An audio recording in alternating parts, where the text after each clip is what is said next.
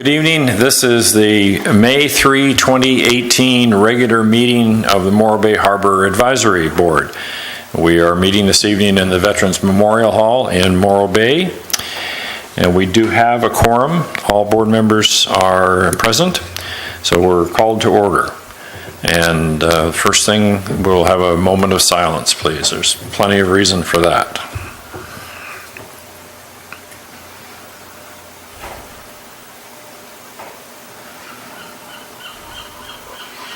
Thank you. So the pledge. So Jeremiah. I pledge allegiance to the flag of the United States of America and to the republic for which it stands, one nation, under God, indivisible, with liberty and justice for all. Perhaps that would be Tina calling us. Yeah. Okay. So next is Chair, Advisory Board Member, and Liaison announcements. Our liaison, Councilman Makowiecki, is not yet, at least, with us this evening. So we'll start. Bill. Yes, good evening, folks, and good evening, fellow board members. One thing that I have to discuss tonight is that we are going to hold a dedication for the Lion Dock and the Sea Lion Dock on May 19th at 12 p.m. Thank you, Ron. And we'll have some, it's going to be in conjunction with Safe Boating Week and the Mermaid Walk. There'll be a lot of activity at the North T Pier. Come on down and see what we did. We have actually put in the floating docks, I believe, this week. And, well, they're out in the water, in the bay, supposedly, from what I understand. Maybe Eric could. Eric, did those go out in the water? Yeah, they're just tied up in the North T Pier right now. They're in the water. Okay. And so we should get everything installed before our dedication. We're also getting a sea viewing platform binoculars that we're going to put between the Hofbrau and the Anderson and the galley right there, so you can actually see a good viewing type of station there too. So that's going to be coming up. I appreciate to all the donors. We actually raised enough money. The campaign is closed. We had our last little fundraiser at the Kite Festival this weekend. We were there. What a brutal, brutal event. I'm telling you. A lot of wind. So thank you very much for everyone, and if anyone has any questions, they can call the Harbor Department or myself. Second thing I have to discuss is that we have a world-class famous conductor coming to town. Kent Nagano will be here in Morro Bay. He was born here. His family's been around for 100 years, and he's coming to St. Timothy's Church. He's holding a concert featuring his daughter. He'll be the MC. He's graciously donated his time to come here to Morro Bay to help us raise money to buy Cerritos Peak. So it's an incredible thing. He's a superstar in the classical conducting music world. He's the conductor, I believe, of the Berlin Philharmonica and Montreal. So June 8th, St. Timothy's, it's online. If you'd like to get a ticket, morrobayopen.space.org. Thank you. Dana? Thank you. Yeah, two things. Just going to reiterate, last month I talked about this Marine Swap Meet that we're going to be having. We're putting together a flyer right now. It's getting closer to finalizing all the different organizations that are involved and how we're going to do our registration. But it is June 30th, Saturday. It will be right behind the Maritime Museum And in the big lot there, we're going to be selling spaces for $10. And there will be some food vendors there also. And basically the three organizations, nonprofits, are the Morro Bay Youth Sailing Foundation, the Friends of the Morro Bay Harbor Department, and the Morro Bay Maritime Museum. So this is a big fundraiser, and also just a way for everyone to get rid of their stuff and buy new stuff, which we love doing. And if, some people just like to come and get yard art. So there's that, and then there's one other thing I'd like to throw out there. Congratulations to Cal Poly Sailing. The Mustang sailing team did really well this year. They qualified to go to conference championships, which were held in Hawaii. Out of 14 different schools there, they placed fourth in co-ed and third in the Pacific Coast Team Championships, team racing. Team racing is a whole wild sport. And they were beaten by UCSB and Stanford, which are the two top West Coast teams. So they did really, really well, and they go to nationals back east at Old Dominion. So congratulations to Cal Poly Sailing. Dana, two questions. Number one, how long has Cal Poly had that sailing program, if you know? It's been around for a long time, but it has kind of come and gone and then come back. The yacht club, Morro Bay Yacht Club, facilitates them. We own the boats, and the team, it's a club. It's not an NCAA sport, so it's a club, but they are serious racers. And you could see them out here before they went to Hawaii, because the Hawaii races were just this last weekend, and I actually went into the week a little bit. They were out practicing every day. And it's a small 14-foot sloop that they, Flying Junior, that they race. And they also race 420s, which are similar, but that's a college and high school class of boat. So I would say in the last 4 or 5 years, they have just been doing this climb as far as their competitiveness and their involvement. They are really well run. It's all by themselves. Cal Poly gives them next to nothing. And they've raised money. They raised enough money. We bought 10 new boats for them this year. And last year we bought a triple trailer for them to take to events. So the yacht club and Cal Poly Sailing, they pretty much, the nonprofit, the Morro Bay Youth Sailing Foundation, also helps as a conduit to fund a lot of their activities and their equipment that they use. Okay, thanks. And my second question is, the swap meet that's on the 30th of June, I believe that was the date you said, how do people get, if they want to donate goods for the swap meet, how do they do that? And are we talking just about marine-related things or other things? Yeah, first of all, it is all marine-related. I mean, we have this flyer that we've started putting together, and we've got boats, surfboards, marine supplies, marine hardware, fishing gear, nautical antiques, maritime art and collectibles, diving and scuba gear.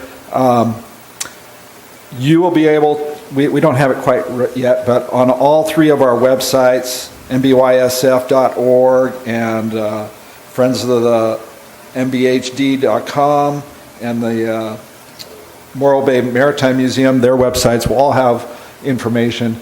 We don't have exactly how it's going to lay out for registration, who's going to be handling that at this moment. But you will also be able to give donations to any of those organizations that they can put on their space where they're going to be selling. And that would be a great way to also donate to the organizations. Okay, thank you. Neil? None for me. Lynn? Nothing. Jeremiah? Yes, let's see. Actually, I got a few.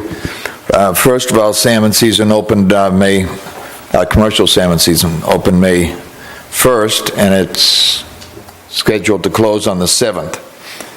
Landings have been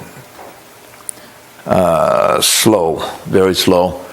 I did hear of one 8-fish afternoon. And one of the things to remember, too, is it's very unfortunate, of course, but the salmon stocks are not in very good shape, so there's only 7 days in the month of May. So, you know, one of the things that reflects is of not many boats out. A lot of commercial guys don't want to gear up to work 7 days and then take it all apart. It's very expensive besides the time factor, you know. And then the wind. So it's the 1st through the 7th, but that does not account for any wind, so it's been blowing, as we know, as it usually does this time of year. And so along with not much time, there's also a lot of wind. So guys, it's just not a lot of effort. But I hope the guys who do go out there do well. The Morro Bay Commercial Fishermen's Organization will be giving 2 scholarships this year. I don't know the date. We give them to Morro Bay High School graduates at their awards ceremony every year, of course. And so we'll be giving 2 out for a total of $3,000. It's 2 $1,500 scholarships. And also, my wife and I will be giving out for the second year the Captain Michelle Rowley Leary scholarships, and there'll be 2 of those at $1,000 each. Michelle was a captain here and very, very well-respected fisherman, as well as her mother and father and grandmother were all sea captains of great respect. So we're very happy to be able to do that. Also, on Memorial Day, so let's see, on Memorial Day in Cayucas, there will be the Lost at Sea ceremony. And that is every year at the base of Cayucas Pier. The time is 3 p.m. on Memorial Day. That's the 28th of this month. And it's a wonderful, if you have a few minutes, it's only about a 45-minute ceremony. And it represents members of all of the armed services, as well as the fishermen and anyone lost at sea, for that matter. And I'd like to also, as I'm talking about this, mention merchant marines. Often they get overlooked, who are a very, very important part of our previous world wars. And I did have an occasion to be able to go back to Washington, D.C. last week. There was some issues that we want to see to in the Magnuson-Stevens, and I was asked to go back there with the Fisheries Community Coalition, which we are a member of.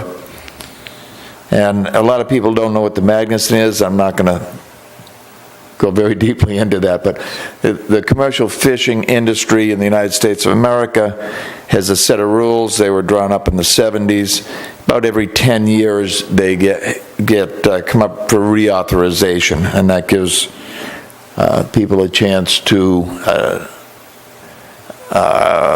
change or change regulations as time changes, things change. So, but the Magnuson-Stevens, for those people who are interested, is the Bible of the commercial fishing industry. So the federal government, the state governments, and the fishermen all have to live by the rules and regulations in that Magnuson-Stevens Act. So that'll be interesting to see what happens when the dust clears on that. Thank you. One quick question, Jeremiah. Relative to the commercial fisheries that involve Morro Bay fishermen, what is the next fishery to open after salmon season, please? You know, I'm trying to think. I don't think there's any more openers. There will just be continuation of the things that are currently open, such as rock cod. I know that our trawler is going to begin work very shortly here. The Mariah Lee. Let's see. So it'll mostly just be a continuation. Crab season, although a lot of the guys have started bringing their gear in, does remain open until middle of July. Salmon will reopen again for 2 weeks in June. I'm sorry I don't have the dates available in front of me. And I believe July will be completely closed. Thank you. Gene? Yeah, on the water report, we're just finishing up a cycle of almost 3 weeks of minus tides every day, which is a pretty rare occurrence. I don't think I've ever seen that in the last 40 years. So every day there's been a minus tide. So it's kind of really flushing the bay out. We are seeing more bait coming into the bays. There's anchovy and smelt. And then Eric will probably touch later on the Uquintas being here, and they pulled out the channel markers along the entrance there. So that's my spiel. Thank you. Councilman Mackowski, you have anything for us this evening? Okay, thank you. So this is open public comment period. Public comment for anything that's on the agenda for which people cannot stay, or things that are not on the agenda. We don't have any public present with us this evening, so we'll move on to the consent calendar. Item A1, approval of minutes from the Harbor Advisory Board meeting held on March 1, 2018. Do we have any corrections or comments from the board? Seeing none, motion to approve. So moved. Moved by Mr. Maloney. Seconded. Second by Mr. McClish. So all those moved and seconded, all those in favor? Aye. Opposed? None, carries. A2, approval of minutes from the Harbor Advisory Board meeting held on April 5, 2018. Any comments or corrections or questions from the board? Seeing none, motion to approve? I'll make that motion. Moved by Mr. Dowdy and seconded by Mr. O'Brien. All in favor? Aye. Opposed? None, carries. B1, Harbor Department Status Report. Thank you, Mr. Chairman. Welcome back for another month. I'm going to start off with potentially embarrassing one of your members. Want to add on to Bill's announcement of the Sea Line dock. It's in the water. We'll be getting that going pretty soon. We've got one of the signs made up thanking Mr. Special thanks to Mr. LaFay. Look at that. Wow. And the friends for everything they've done, and all the sponsors that they brought in, all the folks that came and That goes on underneath one of the floats, right? Yeah, that'll be for underwater viewing. Right. What about the audience here? Oh, very nice. So there's going to be similar signs, I think a little smaller for each of our donors, that'll be going on the different pilings to recognize all the folks that donated. So we want to thank them, and hopefully that'll be in pretty soon, and we'll keep that facility going strong. On to the staff report, recent department activity. Typical springtime, we've had a lot of wind. As you've seen, the Kite Festival nearly got blown away, but I guess it's better to have more wind than not enough. In April, more or less, had 7 emergency responses, 93 calls for service, 39 assists of other agencies, 20 enforcement contacts. I want to give a shout out to our crew. We've had a recent concentration on enforcing on registration on boats. There's folks have gotten a little bit lax in Morro Bay in registering their boats and keeping them registered, or keeping their stickers currently stuck on their boats. So over the last month and a half, we've gone through and been warning people. We started out putting warnings on boats, and those that didn't comply, we've written a fair number of citations. Some people have not been too happy about that, but don't know what to tell them other than keep your boat registered. It's just like your car. You've got to have it currently registered to be on the water. So get your boat registered, make sure your stickers are on it. Obviously, if you're documented, you don't have any stickers that go on your boat, but make sure you're still currently documented. We had 12 weather warnings, mostly small craft advisors. I think we had a couple gale warnings in there as well, and 2 hazardous bar postings, and I think both of those were, actually we had that one big swell in early April. Most of those in the springtime, it's just from all the wind. It just makes it a complete mess at the harbor entrance, so it gets posted on those days sometimes as well. On the 5th of April, Harbor Patrol responded to an unresponsive adult female at the Libertine Pub. It turned out she probably had a little too much of the product there at the Libertine, and I think she was arrested by the police department and given a night in the Gray Bar Jail. On the 14th, we had emergency response to 2 people in the water near the floating dock, or near the Sea Line dock. Gotten capsized. I think it was a wind incident as well. They were effectively assisted and returned safely to shore, fortunately. Just a reminder, make sure if you're in your boat, you got your life jackets on if you're in a small boat like that. On the 15th, they responded to a fully involved dumpster fire out at the Rock parking lot, likely result of either people burning something in the fire pit and then putting it over in the dumpster when they were done, or more likely a barbecue, and then charcoal barbecue, and then dumping their charcoal in the dumpster when they're done. So please, folks, don't do that, as you can burn things down. We put it mostly out with a water fire extinguisher, and Morro Bay Fire came and finished the job for us as well. On the 21st, we had a report of 2 persons climbing the rock. I think it's the first one we've had in quite a while. The folks were public addressed. We put them on a PA loudspeaker, and they're about 60 feet up on the east side. Not the best place in the world to be, as you've seen, as you probably know. It's a lot of quarried material there, fairly loose and fairly steep. So they were advised to stay put. One of them came down, and the male of the pair came down. The female was assisted down by fire department folks who went up and got them, and they were counseled by state parks. I do not know if they were cited or not. A lot of folks that climb the rock illegally get cited, so in addition to being illegal, it can be expensive. Because typically when those events occur, especially if folks are up fairly high, we call in the CHP helicopter, because often it takes a helicopter to get rescuers up there or get folks down. So if you climb up there and the fire departments all show up and state parks all show up and the helicopter shows up, that bill racks up pretty fast, so just be aware. On the 22nd, Harbor Patrol participated, as did the Coast Guard, in the blessing of the fleet, along with the Commercial Fishermen's Organization. Large crowd gathered at the North Key Pier, blessed various people in various boats, and then we took a lot of the priests and pastors out on our boats and took them around the bay to further bless boats in their slips. And on the 25th, the San Luis Obispo County Urban Search and Rescue Team had a multi-agency water and cliff rescue training drill off of the Abalone Farm north of Cayucas. The Ab Farm's good enough to let us in and operate off their property. It's a great location because it's fairly low energy surf around the point in there, but it's a good place with lots of rocks, so we brought in the CHP helicopter and Coast Guard, Harbor Patrol, had a bunch of lifeguards, a bunch of CAL FIRE folks, so we did a lot of good training there, and there's a photo in your packet of some of that training that occurred there. City Council activity. On April 10th, the Council adopted the 2018-19 Master Fee Schedule.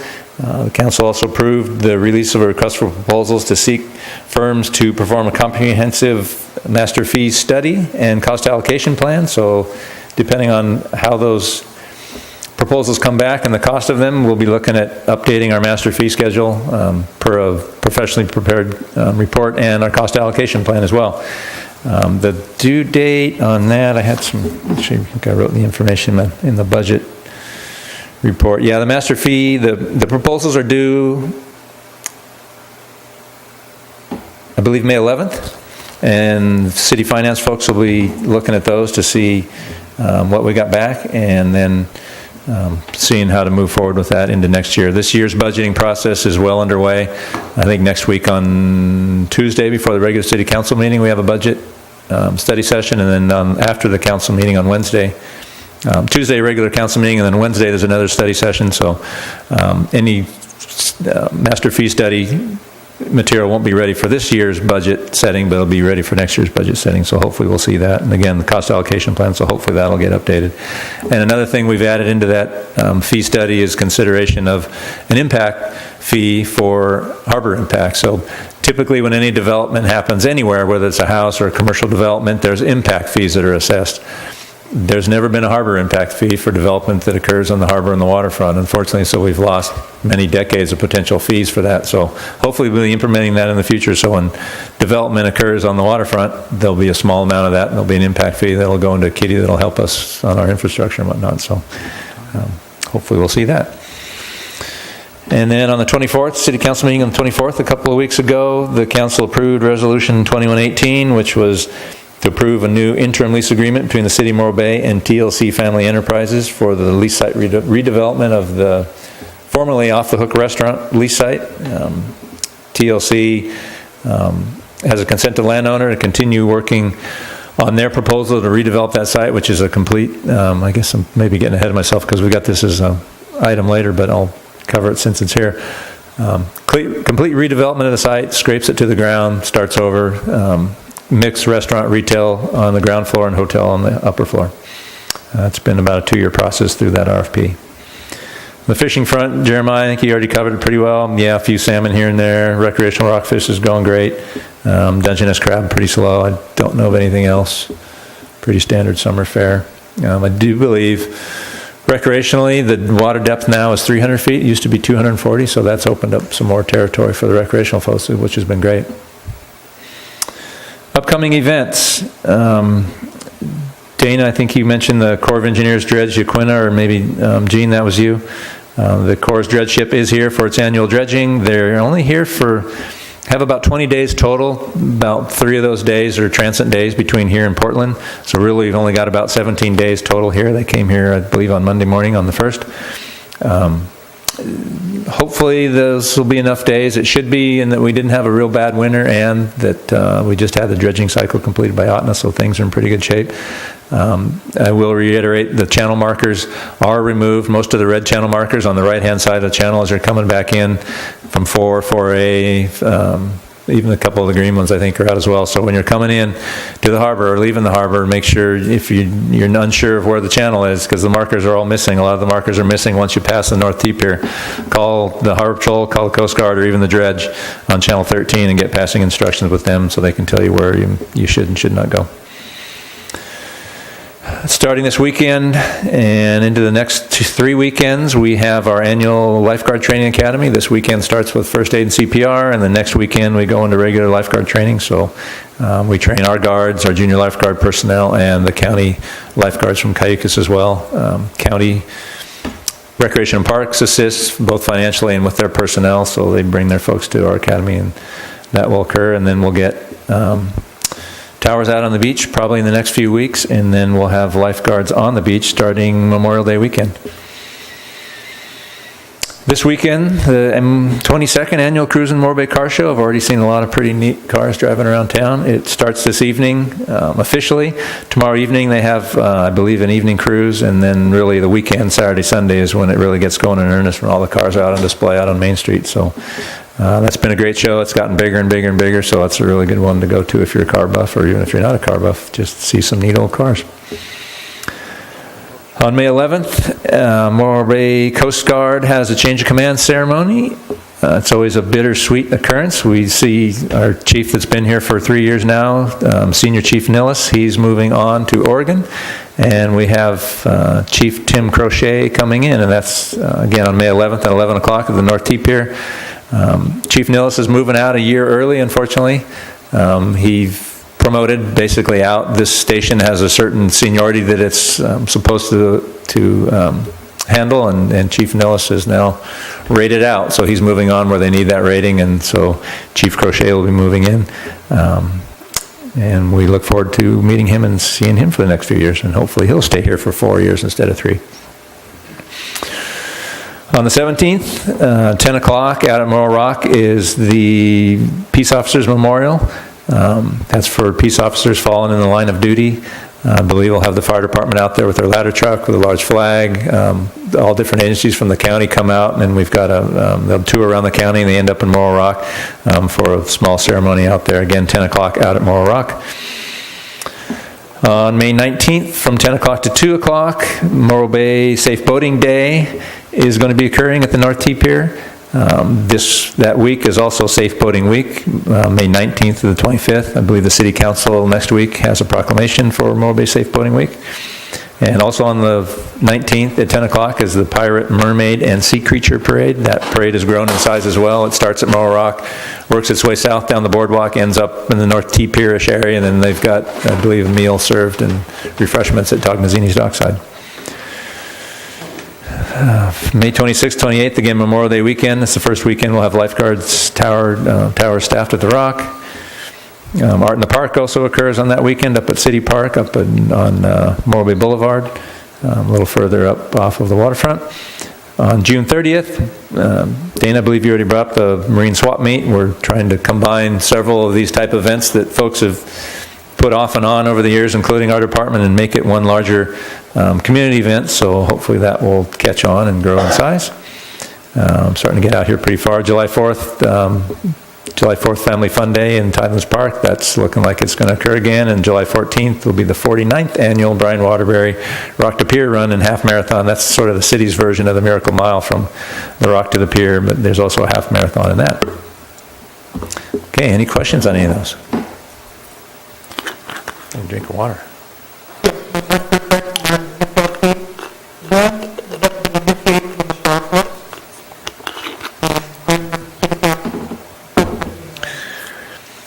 So the RFP, when it's awarded, I believe the contractor, I want to say has 6 months to complete it. So it'll be being done during this summer and into the fall, probably officially adopted by the city council at some point, or accepted by the city council in the fall, and then look towards in the springtime of next year to be implemented into the budget setting process next year. Okay, status of pending harbor. Oh, sorry, Lynn. Yeah, regarding these people who climb the rock and then get cited for the costs of being caught, how often or how much do they actually have to pay of those assessed fees? Do you have any idea? I've never seen it go all the way through. I don't know. Part of it probably depends on whether I guess it's always intentional. Some people just don't know. Some people come right down. Some people go run and hide. So if you make it worse on yourself and you go run and hide and keep people out there longer, I think the law is probably going to come down a little harder on you. But I've never seen, at least I've never followed up on one that I know had gotten billed to see how expensive it is. But you know, a helicopter is probably $1,000 an hour, so it's not going to be cheap. Most people would be broke by the time they paid that. Yeah. Well, once you load on the rates for the personnel and the rates for the equipment, you don't want to do it. Thank you. You're welcome. Anything else? Pending HAB recommendations. So item number 1, State Park Marina. I've contacted State Park staff. I did get a hold of State Park staff and getting discussions going and seeing what they may be willing or able to do to try and move that process forward and see if they're willing to allow the city to take over if that's something that's in the cards. That's going to be a pretty major project to undertake, to rebuild that marina and dredge it, as we know. State did a fair amount of financial feasibility study work a few years ago. That needs to be dusted off and get with the new state parks folks that are now doing the concessions, at least from the ones that have retired, and see where they can go with that.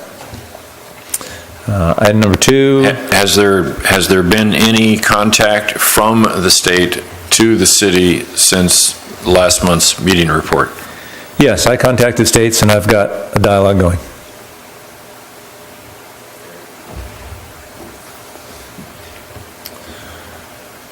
As of last month, we did not.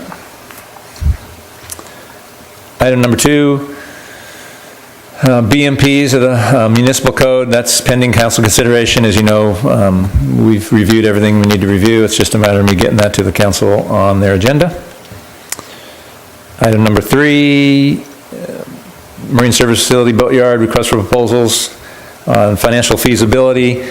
I'm working on a draft financial feasibility RFP right now. I sent it out to the ad hoc committee this afternoon, or maybe it was yesterday evening. I can't remember. I think it was yesterday evening. I thought I was going to get it on the agenda for May 22nd. I was mistaken. It's the meeting for June, the second meeting in June. It wasn't the second meeting in May. So we'll be taking that to the council the second meeting in June for consideration of issuance. And so hopefully I'll get some input back from the committee and we'll get that out on the street if the council approves that. Item number 4, cost allocation plan.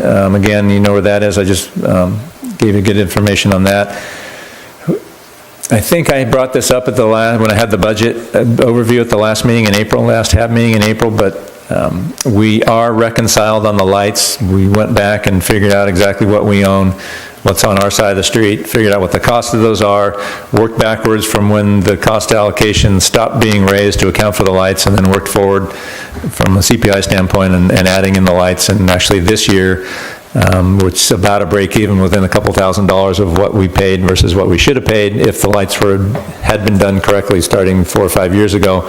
So next year, at least the light number, depending on what happens, if the cost allocation plan, if we don't do a new one and stay on the old one, next year the budget will start, actually in this budget year, it starts increasing and then gets back on the CPI kicker. And then we're also looking at, from cost allocation plan wise, from the standpoint of our legal services, putting that strictly on the basis of billable hours from the city attorney. So we're still working with finance on that aspect of it. Wait, just a moment before you move on. Councilman Mackowitz, if you have any information, which you might not, presuming that the RFP in fact closes on May 11th as it's scheduled to do you have any idea when council might get to a consideration of a proposal?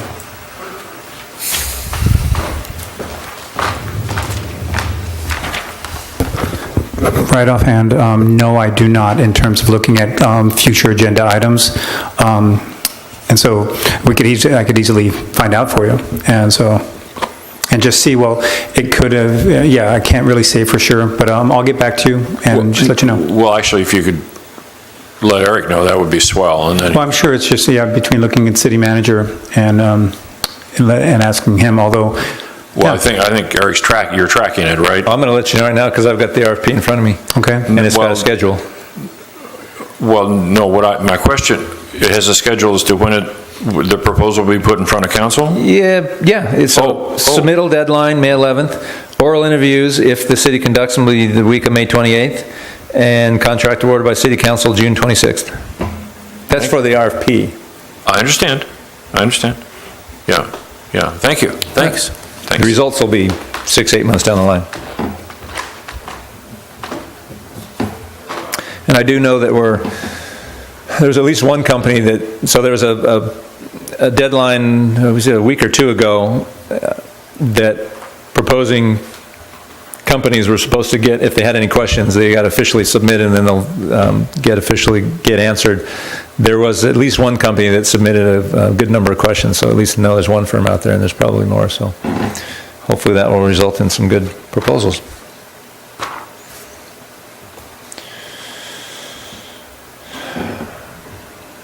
So I think that was item number 5. City to share TOT sales tax, possessor interest tax, revenues collected in the Harbor Fund Enterprise Zone. Nothing new on that. You've requested, Chairman Reisner requested the city manager provide a memorandum on this item.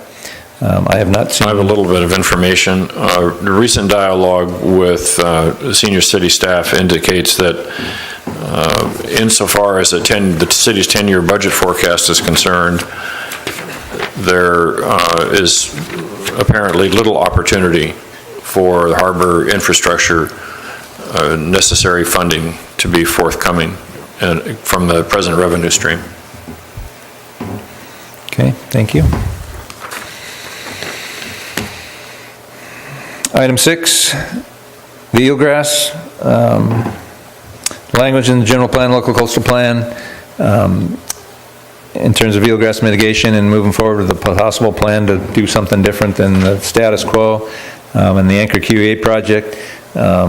Anchor, I actually spoke to Jack Malone of Anchor QE today and got a little more update on what they've done so far. Dave and I have spoken with them over the last couple of months of typical projects that are affected by eelgrass issues so that they can get an idea of what's happening there. They've been working with Tenera and seeing what sort of surveys are occurring in Moore Bay and how they're being affected with these different projects and what the regulatory issues are. They've begun working on evaluating the different management approaches to eelgrass management and mitigation to see what could best serve Moore Bay, and discussing with regulators and others what sort of framework and what might be possible for Morbay. And I'll hopefully be getting either today or tomorrow or early next week some dates for Anchor to come up here and get with the ad hoc committee face-to-face, and so they can get our input and continue moving forward with the project. Questions on that?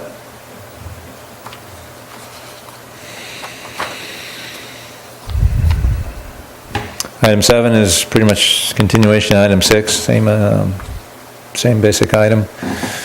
Item 8, working waterfront. Again, as you know, the joint HAB and Planning Commission subcommittees met and provided their input to the General Plan Advisory Committee, at least provided their recommendations and input. Staff, myself, and Community Development Director Scott Graham have put that together, and we're moving that forward to the GPAC. So that'll get incorporated in the GPAC process, which eventually goes to Planning Commission and Council, so there'll be more public review on that. But as far as the HAB's concerned, we've pretty much finished with both 8 and 9. Measure D as well is incorporated with that working waterfront initiative as well. And item 10, paid parking to be established on the Embarcadero. As you know, back in, when was it, 2017, last year, we had an agenda item where we said, if you're going to consider paid parking on the waterfront, here's the issues to consider, here's the things we need to think about. And that letter was forwarded to the Planning Commission, and once they take that back up, if and when they take that back up, they'll have our recommendations of things to consider to move forward into that process. Any questions? Let's find out. Bill, staff report? Dana? Nope. You? None. Lynn? Jeremiah? No. Gene? No. Okay. Eric,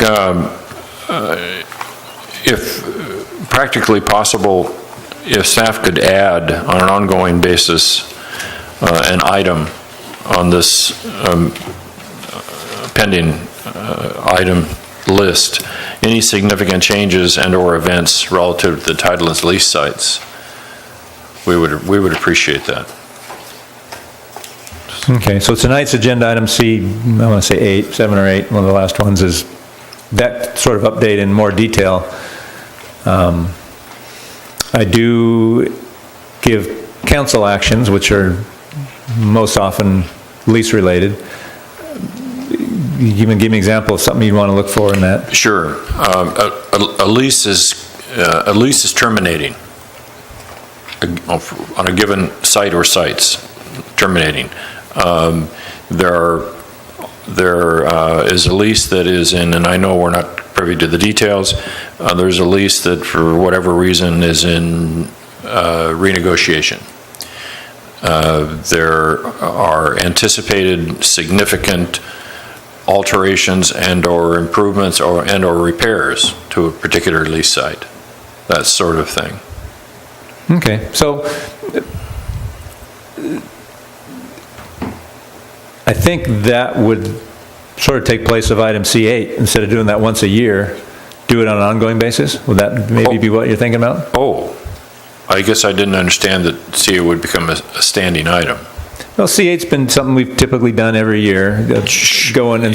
Annually. Yeah, annually. Annually. But maybe instead of once a year, going over 10 or 12, just throughout the year, every month, if there's something, we just hit it. That way, it's more relevant and more current. And that's what what we had in mind. Okay. Yeah. And so if that works for you folks, that would be great. It should. Yeah, it's... Okay, and well, go ahead. Jeremiah? Has to do with this particular agenda item? It does, in some respects. Go ahead. Go ahead. Yeah, actually what it does is to request the RFP that was sent out by the office of the Harbor Department. And I did have a chance to go through it and everything. And the RFP for what, please? For the Morro Bay Boatyard.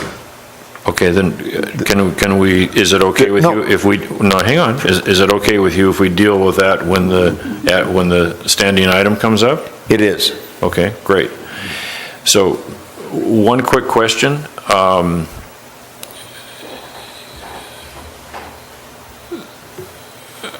Yeah, it was quick, that's right. Yeah, blank mind is a quick question. Thank you, Gene. I just don't recall the details. You have reported the details to us previously. What are the terms of the new, if you will, the forward-looking lease on the aquarium site? I'll just cover that when we get to that C8. Oh, perfect. If that works. Remind me if I don't, but it's perfect. Thanks. It's one of the ones I'm planning on, so. Perfect. Thank you. Okay. Okay, thank you. That's, I think, all we have for the staff report. That takes us to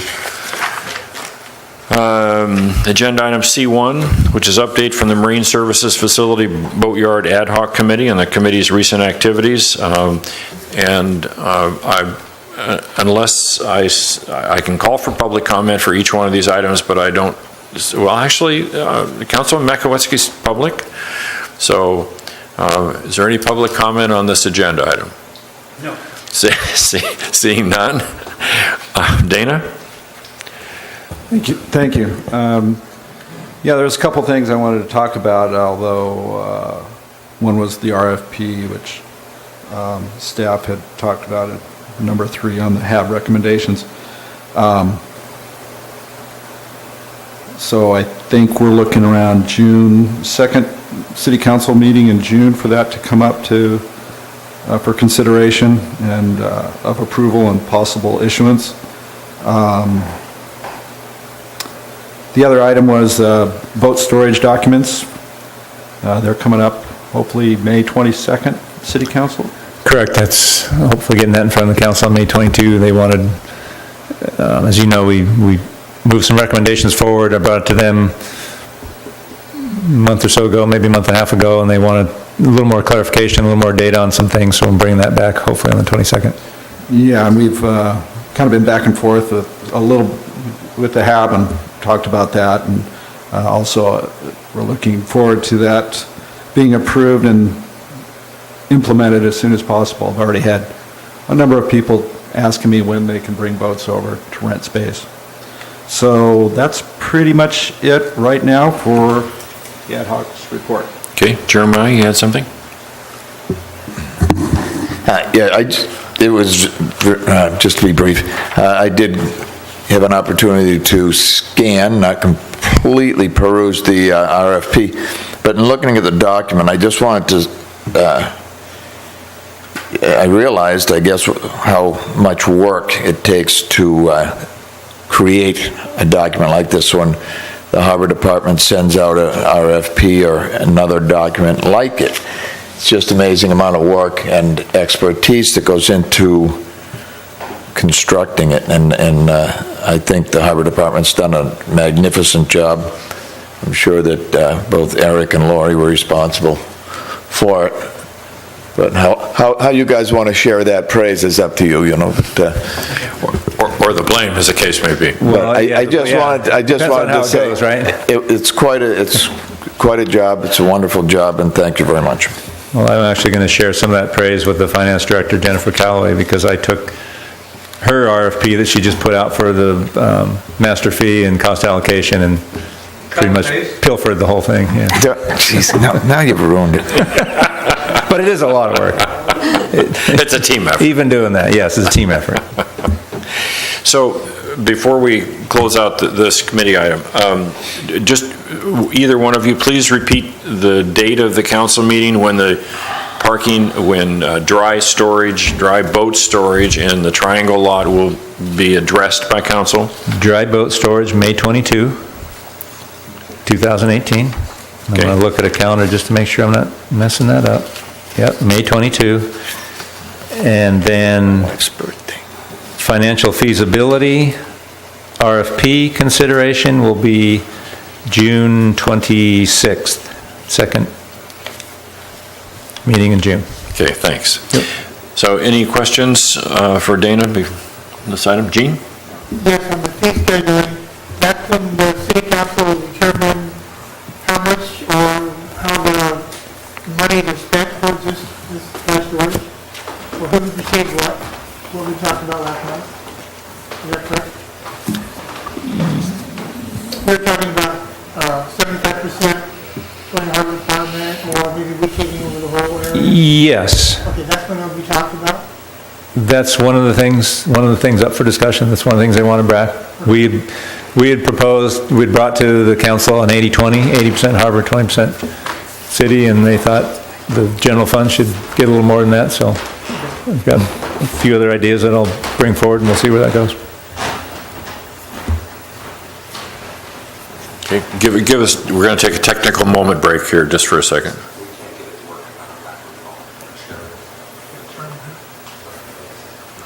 It's a conspiracy, Gene. Silence, Gene. Hey, we all want to hear him. Yeah, that's okay. Okay, anything else from the board on this agenda item? Seeing none? Okay, we'll move on. C2. C2 is update from the Finance and Budget Ad Hoc Committee on the committee's recent activities and discussion of, quote, useful life, end quote, as it pertains to department capital infrastructure and equipment prioritizing and planning. Neil. Thank you. We have not met since the last HAB meeting. However, some activity, Ron was able to meet with the finance director, and before I go to Eric to cover this staff report, did you want to discuss any more findings from the meeting that you had, or do you think as you've already spoke, it's covered? I can share that with the board that the finance director is fully informed, thanks to the Harbor Department's good work, that in fiscal 17-18, we're in fiscal 17-18 right now, it concludes at the end of June, that there's an unfunded liability relative to capital, this is harbor infrastructure now, and Harbor Department equipment. Capital equipment, capital maintenance and repair, and capital replacement, there's an unfunded liability of about a little over $2.5 million. And that'll carry forward because there's no money to fund it. In fiscal year 2018 and 2019, the budget work by the department produced what I'm going to refer to as an unfunded liability of about $1.2 million. So the finance director's very aware of those facts and those figures. And as I already mentioned, senior staff in the city indicates that they don't, in the current revenue stream, there does not appear to be an opportunity to make a significant impact on that unfunded liability. Wow. In the current revenue stream. Okay. Well, thanks for that update. Eric, if you want to jump in and give a staff report here covering what you've laid out here for us. Yeah, so what I've got here is, in our capital and equipment spreadsheets, and I know you're itching to get those. It's, be flat honest with you, I just don't have the time to get to them. I haven't been able to get to them. I got one updated. We're trying to get them redone on a prioritized basis rather than sort of an alphabetical, or maybe it was a north to south basis, however they were set up. But I just wanted to bring in front of you our methodology on how we determine useful life and how the prioritization works, and run that by the HAB as a whole and see if you've got any input or anything that sticks out to you. So again, embedded in those spreadsheets are useful lives, and then prioritizing based on what we believe the need for the different things are, whether it's a capital replacement of or a major repair on a pier, or replacement of a piece of equipment like a boat. So in terms of capital equipment replacement, so capital equipment is our vehicles, vessels, jet skis, the equipment, engines, I guess things with engines and machinery, that is big ticket items. They generally have useful lives, and we've made some assumptions, and this is how we move forward into prioritizing when they need to be replaced. Obviously, if something has some sort of a catastrophic failure, it maybe skips it up in the line of priority, but just in general, these are how we prioritize. and how we look at useful lives. So administrative vehicles, which we really only have one, the little hybrid, and look at a life of about 15 years on those. Typically in the city, whether it's an administrative vehicle or even a patrol vehicle, even though we consider they have lives, we've typically run them on the basis until the wheels fall off, just because funding is so tight, and if it's still running and it's still useful, we keep it, whether it's 10 years old or 20 years old. Eric, can I, real fast, on this, are you saying that this is the life from today, or this is from when these are new? A hoist can last for, say, 20 years, or? Good question, from new. This would be after a new purchase. So patrol lifeguard truck, about 10 years. It's kind of sad. Sometimes we even get less than that. Just based on the vehicles driving on the beach, we have to keep their tire pressures very low because we don't have time to air down when we got to go out on the beach in emergency. So the running gear gets worn out fast, the transmissions get worn out fast, the bodies, and it's lucky if we see 40,000 miles out of a vehicle before they're done. Because we're driving around, 3 miles a day. I mean, it's not like we take big long runs in those trucks, so you're only putting a few miles a year on, and it just, they wear out from age way before they run out from miles. Utility vehicles, and that's probably the only utility vehicle we really have. Well, I guess we got 2 utility vehicles. Our flatbed, which will probably last a lot longer than 20 years. It gets kept indoors most of the time in our storage shed. And then Roger's little maintenance truck. We can usually get 20 years out of those. Those are pretty hardy little vehicles. Patrol vessels, 20 to 30 years. I'd probably put a plus on that. I think everything we've got right now is probably 20 years old at this point. And some of them are older than 30 years. Just depends on how they've been taken care of and how they were built in the first place. Rescue watercraft, otherwise known as jet skis, they're maybe 5-7 years or 300 hours, whichever comes first. Usually they hit 300 hours. Believe it or not, those 300 hours doesn't sound like very much to an engine, but because the environment they operate in with sand and gravel and kelp and everything else, it's hard to keep those running for that long. Things just wear out.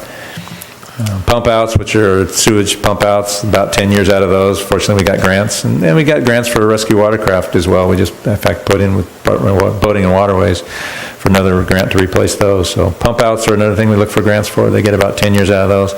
Emergency phone, if anybody's been out there recently, it's probably more rust than paint on that pole out there. It's about time to be replaced, and it's probably about 15 years old, so we got to be looking at replacing that. Parking pay kiosk, same thing, probably get about 15 years out of it. I think we're 5 years into it, maybe 6 years into it since we instituted that. And then the hoist, about 20 years. A hoist is kind of like a T-pier. We generally don't replace it after X number of years. It just gets major refurbishments about every 20 years, and we're probably about halfway through a major redo of the motor and bearings and whatnot on that. So any questions on those or input on those? Yeah, hang on a second, let me just pull the board. Any, no? Gene? Yeah, we were talking about maybe refurbishing one of the patrol boats. Did that ever decide whether we were going to do that or not, or did you survey it? We're still exploring that. It's something I'm looking into. Okay. Even a refurbishment. It's a good harbor boat. Yeah, I mean, unfortunately, even a refurbishment, we don't have the funding for. But yeah, that's a possible avenue we'll be looking at. I mean, if it financially makes sense and we can get as good a boat or better than what we've got now out of it, something to be looked at. Lynn? Regarding the emergency phone out on the spit, with phone habits changing so much over the last few years where almost everybody has a cell phone, how often is that phone used? That's a great question. You're right. When we put it out there, it was probably in the earlier days of cell phones when they were big and not everybody had one. And anybody over there didn't have a phone. And as you know, pay phones, everything going away because everybody has a cell phone. Where it's a tough one because we've wrestled with the liability of that because we assume a fair amount of liability having that out there and making sure it operates, and it's had problems over the years. It's a piece of fairly delicate electronics out there in a not very nice environment, so it takes a fair amount of upkeep. Where it is still useful, in my opinion, we had I don't think last year, it might have been 2016, an aluminum boat went into the beach, rolled over, 3 occupants came out, they were all okay, if I'm thinking of the same incident. They all made it to the beach, and of course, because they went through the water, through the rinse cycle, and fortunately okay, they had no cell phones left, their radios didn't work, so that was the next best thing. A lot of those incidents, there's people on the beach, just walking, because the sand spit does get more heavily used now, but you can't always count on that. So yeah, it's a tough one to call. I mean, there's a case to be made, yeah, everybody's got a cell phone, but there's that oddball, or if there's kids over there surfing, that's what really initiated us putting that phone in, was when, and I'll probably not remember his name, but an adult male, who was it, Gene? His name was Mike. I don't remember his last name. The adult male surfer over there in the wintertime, big surf over on the inside of the South Jetty, had a surfing accident, was knocked unconscious, and darn near drowned, and a couple of kids, as I recall, their kids had gone through the junior lifeguard program, pulled them out of the water, and I think they even started CPR on them, and then we got over there, but it was double-digit minutes before we even were aware of it and got over there, so that was kind of the impetus for, and I think once he recovered, he started pushing for that, and that was the impetus for that phone going over there, because obviously surfers aren't going to have phones on them, so yeah, it's a tough one to say. What's the replacement cost? When we put that in, it was $9,500, $10,000. And maintenance over the years, I would imagine, is significant. Yeah, we've had to replace the brain a couple of times. They've done upgrades, and as you know, computers, things stop getting supported after a while, and so we've had to replace the brain a couple of times. We've probably put, well, we've had warranties on it as well. We've probably put $5,000 or $6,000 in that, not counting any man hours, man time. Even considering all that and the fact that going forward, I would imagine communications will be changing, or at least increasing in the same direction, that at some time you would no longer replace it because it would have been replaced by other means of communication. Yeah. It's just when that point is. Oh, sorry. Has the city ever reached out to such an organization as Surf Riders or whatever and looked for some help? I have not, but that's a great idea. It's a wonderful idea.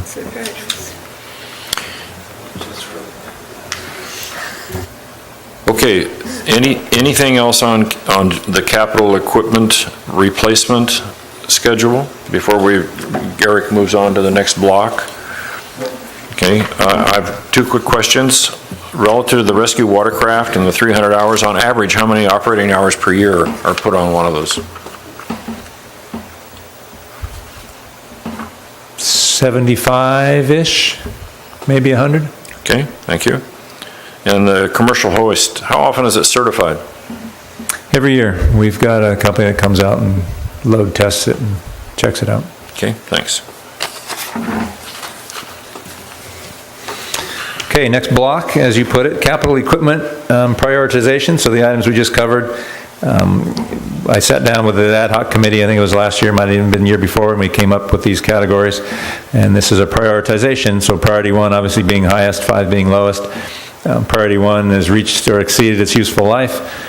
Priority 2, its end of its useful life is about 2 or 3 years out, so it's coming on the planning horizon. And priority 3, end of useful life in 4 to 6 years. Priority 4, end of useful life in 7 to 10 years. And priority 5, beyond 10 years. Comments, questions? None? Okay. How does the department log, for want of a better word, the initial acquisition of one of these items? I mean, is there some giant spreadsheet in the sky, or? No, yeah, sure, there's a giant spreadsheet in the sky in our minds, yet we don't have, through our vehicles, through our vehicle folks, the repair shop over on the Atascadero Road, they track hours and when that kind of work needs to get done. So through that, they're aware of when things were purchased and how old they are and what they need.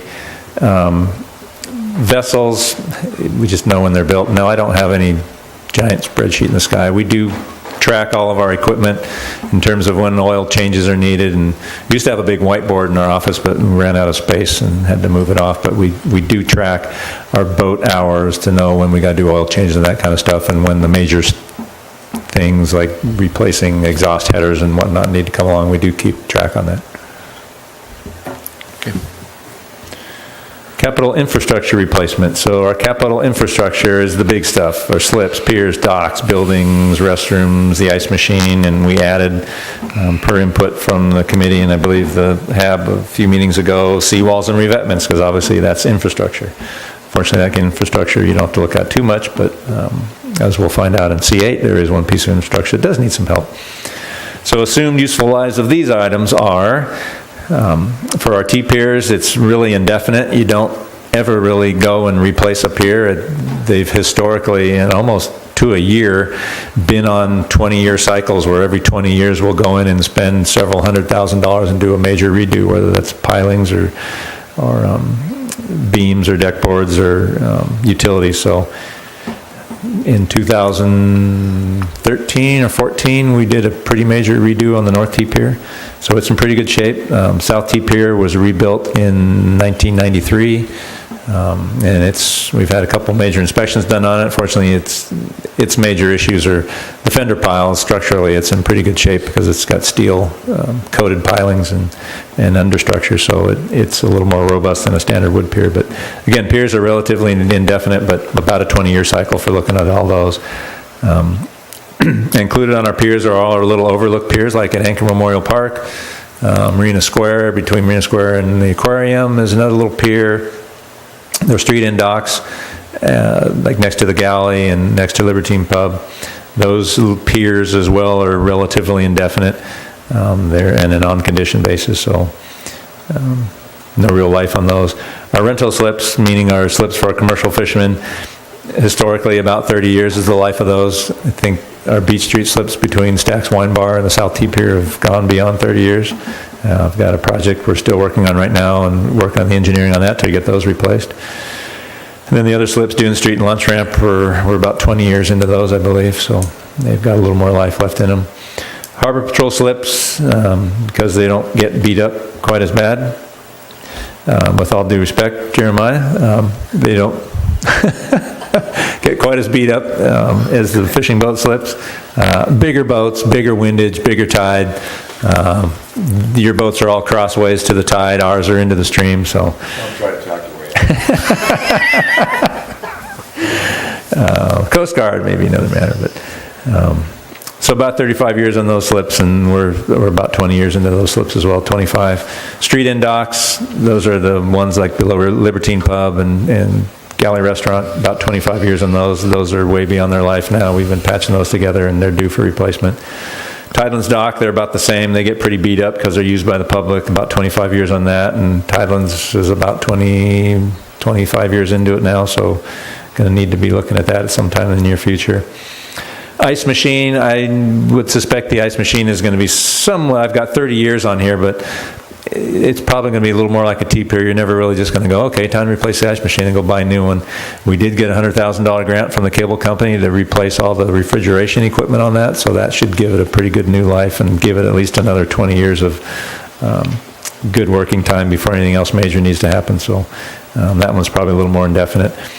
Buildings, and those are our harbor office, restrooms, other such things, probably 30 plus years on those, although our harbor office was built in 1962 or 1963 by the county before the city incorporated, so it's probably outserved its useful life.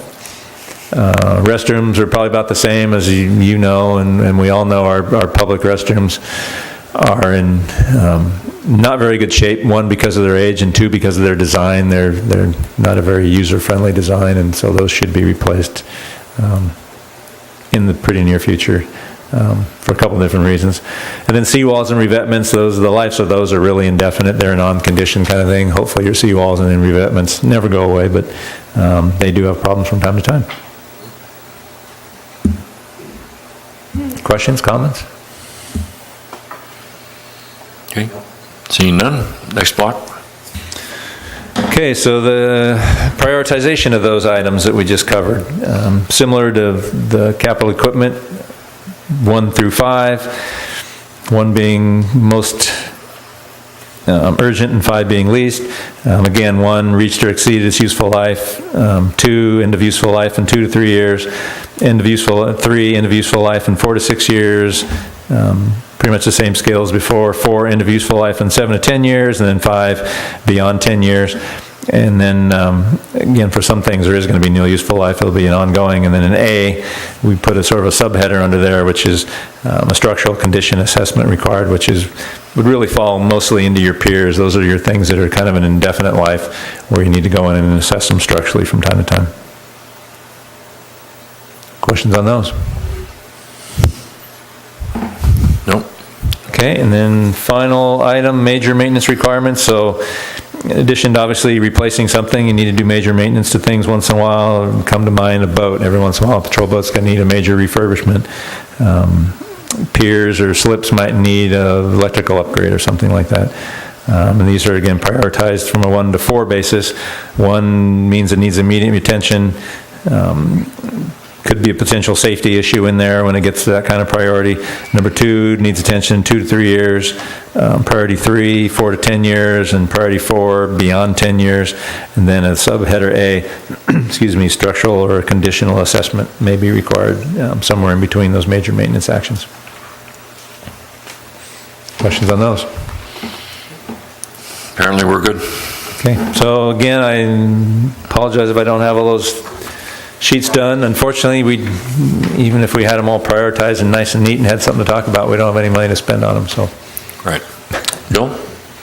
Which brings to mind, we have such a tremendous unfunded infrastructure here. May I ask, is the allocation for the Beach Street slips gone? That's $500,000, I believe it was. Have you spent that yet? Oh, I haven't spent it yet. I'm going to spend it all. Okay.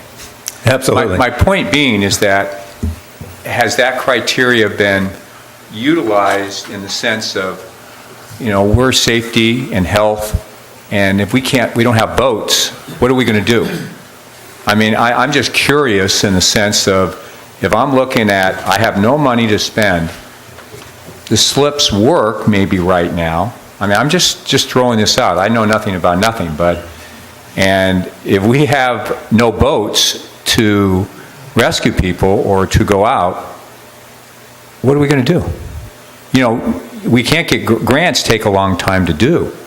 So I'm just questioning that particular expenditure, given the nature of our budget right now. We have no money in accumulated funds, really, correct? After the Beach Street. Not after Beach Street and a couple other things, no. Yeah. It's gonna So be gone. that's just my comment. Well, so the answer, a couple things.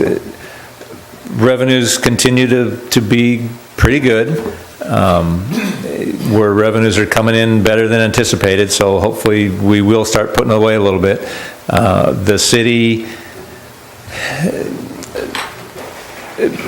is acutely aware of its unfunded liabilities and especially its infrastructure problems, and not just with the harbor fund, but the general fund as well, and with other structural budget problems. And we are taking seriously looking at new revenue sources, and the city council needs to take that seriously, and we need to really look, and this town needs to take seriously, things to help improve revenues, because we cannot tax our way out of it. It'll never happen that way, and we can't grant our way out of it. And so some change is going to have to occur, and we're going to have to upgrade things and update things, and there's some development that needs to happen. I'll just throw a thing out. I'm going up tomorrow to Emeryville to go look at the Trident Wind Farm machinery, the engineers, what they're engineering, to see what they may be able to do here. And that's going to be something that this town is going to have some input on, because the Trident wants a memorandum of understanding with the city to cooperate with their process.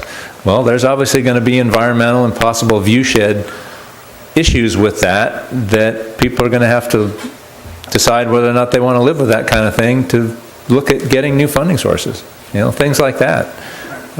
We need to wrestle with that as a town, or realize that things are crumbling and we're going to have to, I hate to go, back and look at the dire side, but the dire side is right. At some point, we're not going to have money for boats and fire trucks and for this and for that, and so we've got to look at somehow modernizing our economy and looking at new and improved revenue sources.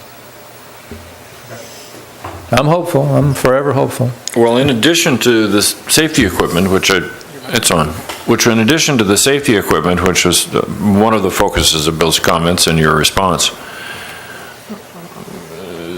there's a significant portion, for those that haven't thought about it, perhaps, of the cities, not private parties, but the city's harbor infrastructure that is an integral part of the tourism portion of the economic machine for Morro Bay in a variety of ways.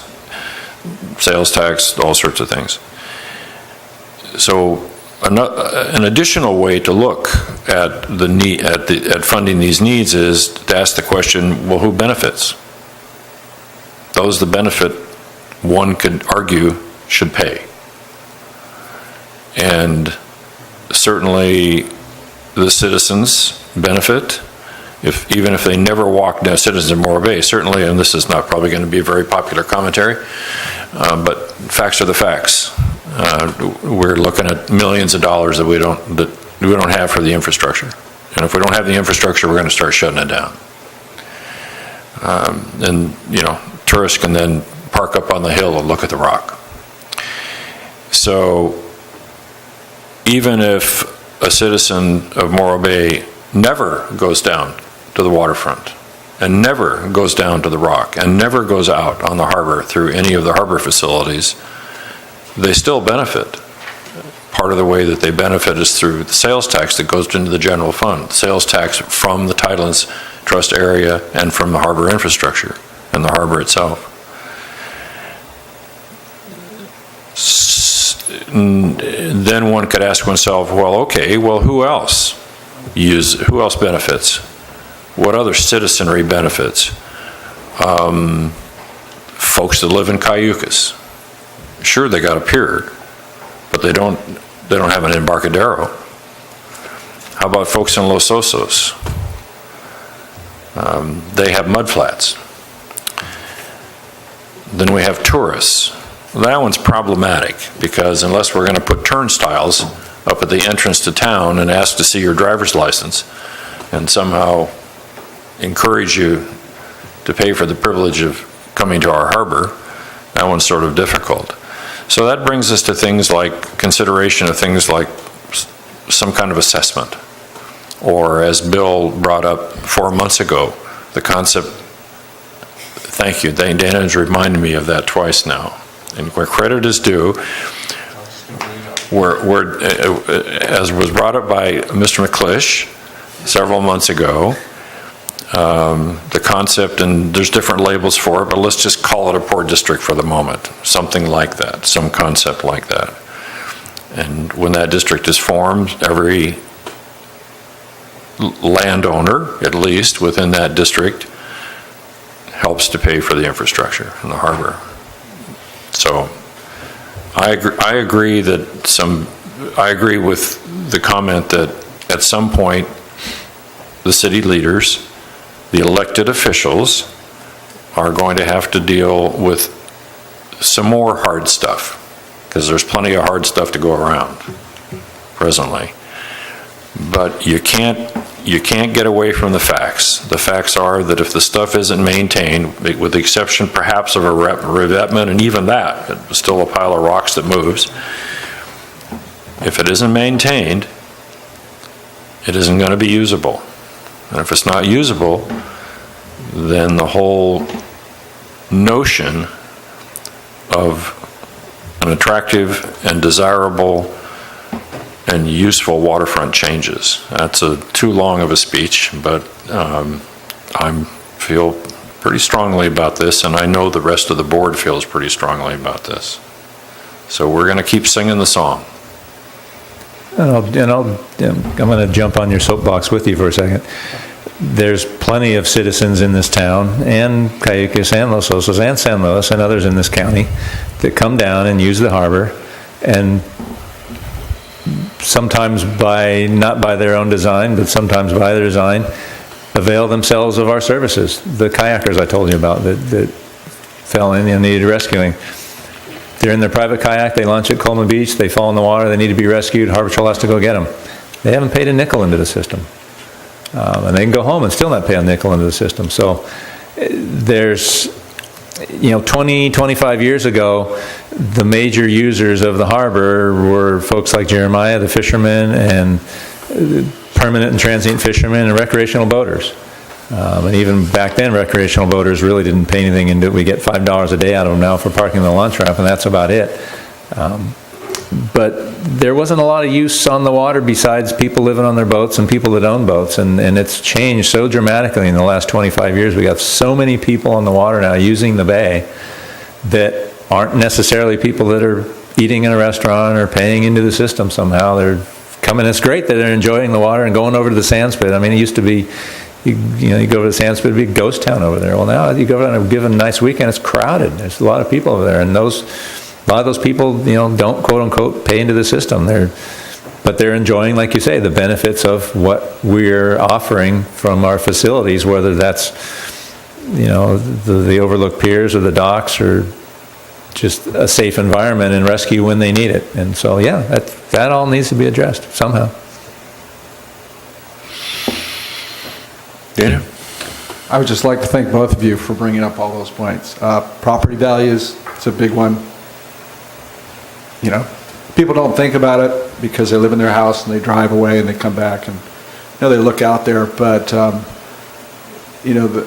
if your house has a view of the bay or the ocean or the rock, it's worth more than the guy that's behind you who doesn't have a view.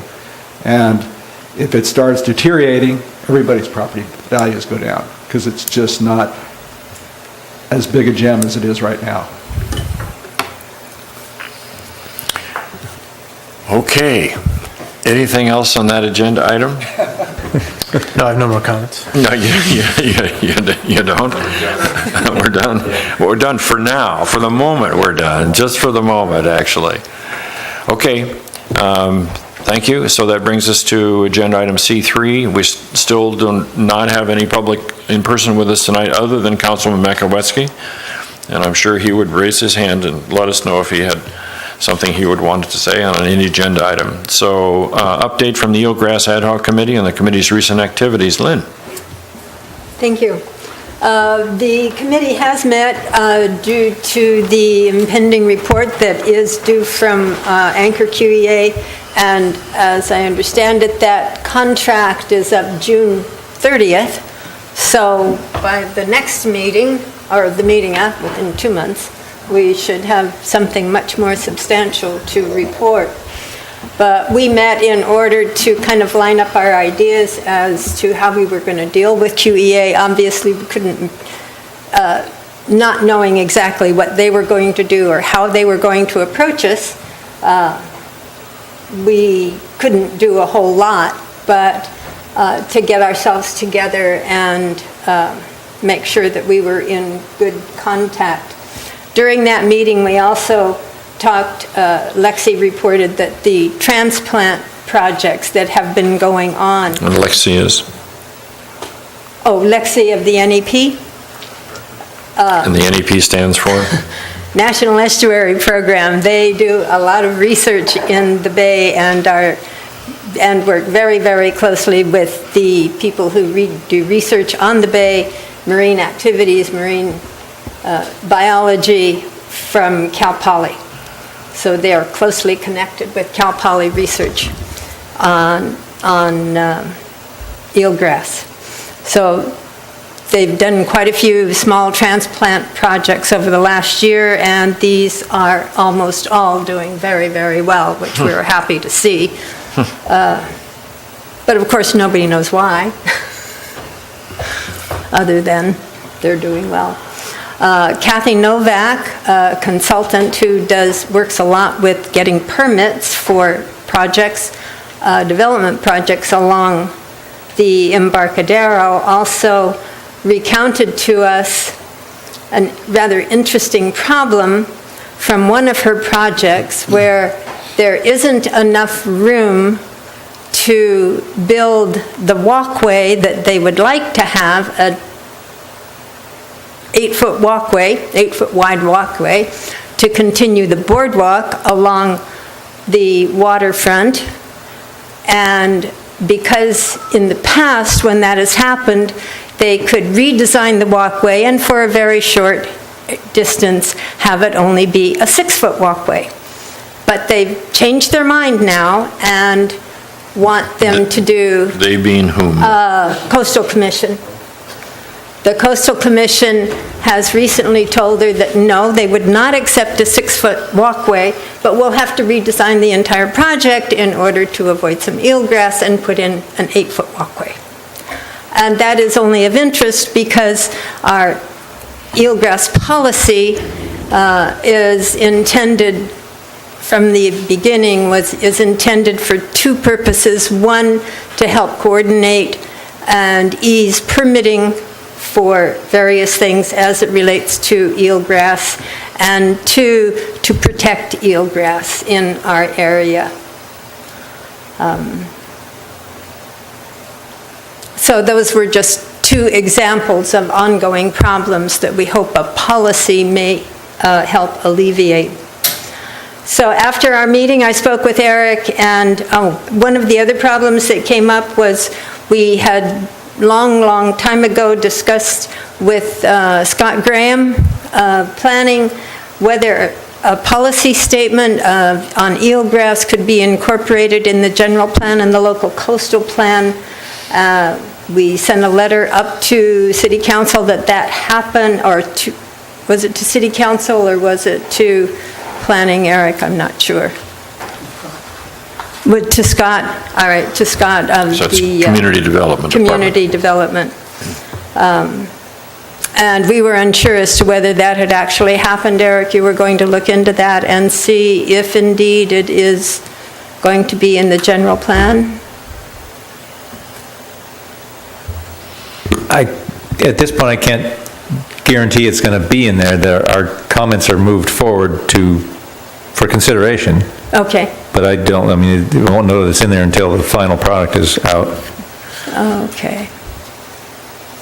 Okay, because in our meeting with Mr. Scott, he did say that he would do what he could if we presented him with the statement.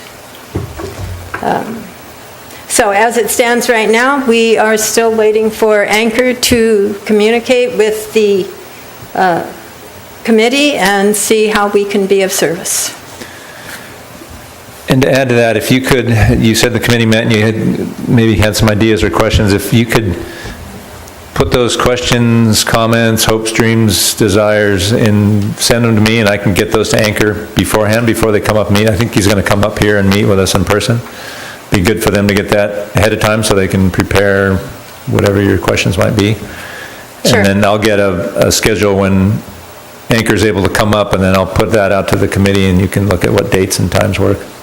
Very good. I should see that next week, but you're correct, the contract ends the end of June. Jack didn't see any problem with it being completed by the end of June, so we'll hopefully get something in the next couple of weeks and get them up here, and it's only 2 hours away. They're down in Ventura, 2.5 hours away, so. Very good, thank Okay. you. Anything from the board? No, thank you, Lynn. Thank you. One question, I'm sorry. Do you have a total count? I believe the last time we looked on the number of acres that eelgrass was in the bay, it was 13. Do we have a count as of... We do not have updated information on the mapping yet, no. Okay. As I think reported last month, all of these projects seem to go along about the speed of the government. That is what you said. Okay, Okay, that brings us to C4. C4 is an update from the Marine Sanctuary Ad Hoc Committee and the committee's recent activities. There have been no recent activities on that committee. Any questions or comments from the board? Marine Sanctuary. Marine Sanctuary. Okay. That's okay. That's good. That's good. That's good. So moving on brings us to C5, update from the Working Waterfront Ad Hoc Committee, which is what I think you were waiting for. Yeah. Dana? And Jean. I think I'm off the board. Yeah, he resigned, according to the notes. Did you resign? He had to recuse himself. Well, I know you recused yourself from that particular event, but it's my understanding that related to a particular focused activity of the committee, as opposed to the existence of the committee and its... As I read the minutes, I was off the committee. Yeah, that's how I read the minutes. Yes. When we approved. I mean, not just... I stand corrected, which is always a good thing. Get the boot. Always a good thing. Wow. You asked me to report on this. I did. I know that. I appreciate it. But you reporting on all this and Jean being off the committee was two different things in my mind, although I think I wasn't happy the last time you guys told me this. So. Dana, please. Okay. Just a couple things to report. One, has to do with the clarification of zoning for the working waterfront, specifically the Triangle lot. It was noted by a keen eye of Mr. Ron Reisner, the special meeting with City Council looking at it on April 24th. It had a designation as public institutional. So started looking into that and asking the Scott Graham, the Community Development Director, what that actually meant. And basically it's just public,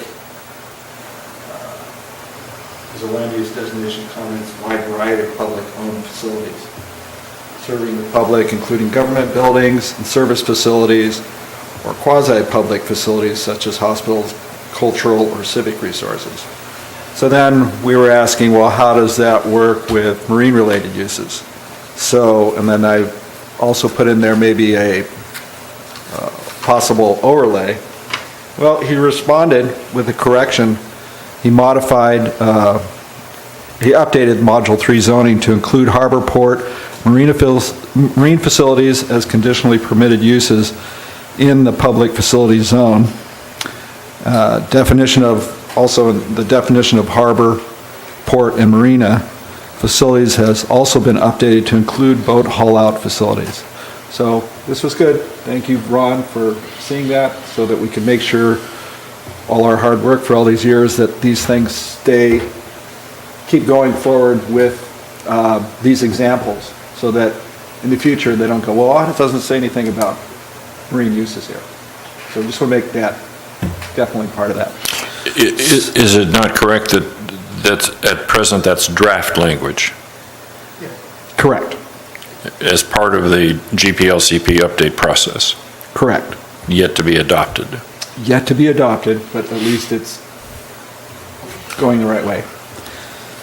And then the other thing I just wanted... On that same subject, I thought that land was zoned industrial. Am I wrong in making that? No, you're not wrong, but... So...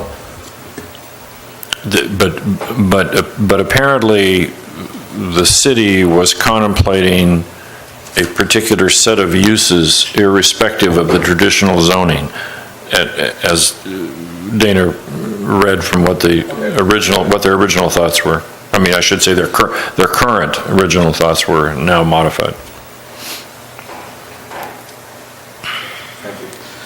Any more questions on that one? No. Okay. And then I just wanted to bring up, in case anybody wants to get on a plane and go to the National Working Waterfront and Waterways Symposium in Grand Rapids, Michigan. It's happening May 14th and 17th. And if you read their information, it looks really interesting. So, Are you going? Yeah, I'm going not. I can't go. I got to work. Anyways, that's my report. Thank you. Okay, questions, comments? None? Okay, thank you. C6.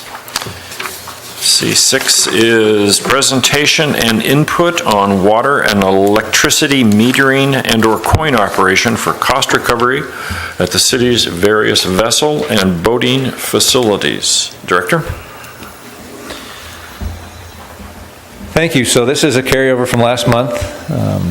At the Budget and Finance Ad Hoc Committee staff report item on April 5th, we considered an item that had trash and water collection, proposed changes in water and electrical costs. Yes? Eric, I'm sorry, let's interrupt. Neil asked, has a question that I think we need help answering. Do I need to recuse myself of this topic since I am a slip holder and would therefore directly benefit or be affected by the rate change? Lease slip holder.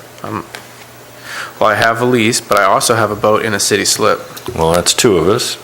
No, because when we, and I would say that because when we did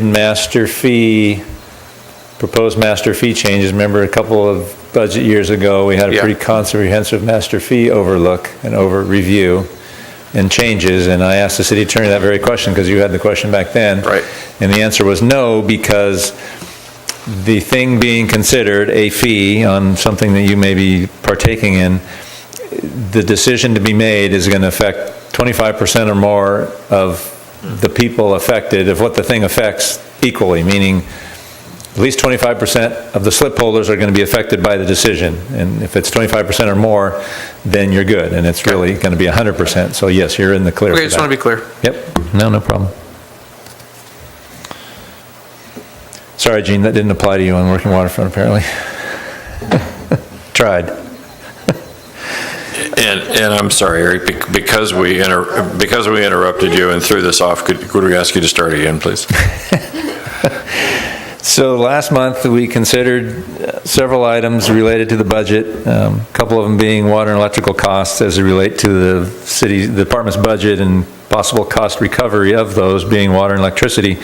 But it was pretty late, and it was a fairly complicated item, and so we opted, you opted to carry it on to the next meeting or to a future meeting, so I'm bringing just that part back. This is one of the council goal objective work plan items, so hopefully we can get another one checked off the box and move this one further down the road.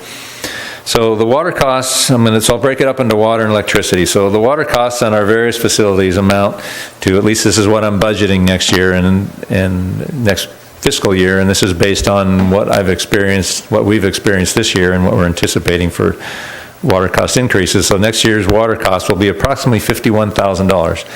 That includes our 2 piers, our 50 slips for our commercial fishing boats, Tidelands Dock, our public restrooms, shower facilities, the boat rinse down, and irrigation on the various parks and whatnot on the waterfront. Our shower and boat rinse down are on a coin op, and although it's been a couple of years, the timing that the showers are on is about a net zero cost recovery on that. We're not losing money, we're not gaining money on that, on the showers, but that's a pretty minor amount of our cost. The majority of our cost is going to all the other uses. Eric, sorry, real fast. Are those metered? The boat rinse, like so that you know you can tease those out? Yeah, it's metered by way of quarters, by coin op. Yes. I guess.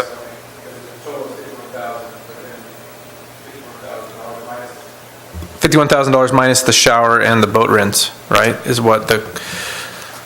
Yes. If those net out.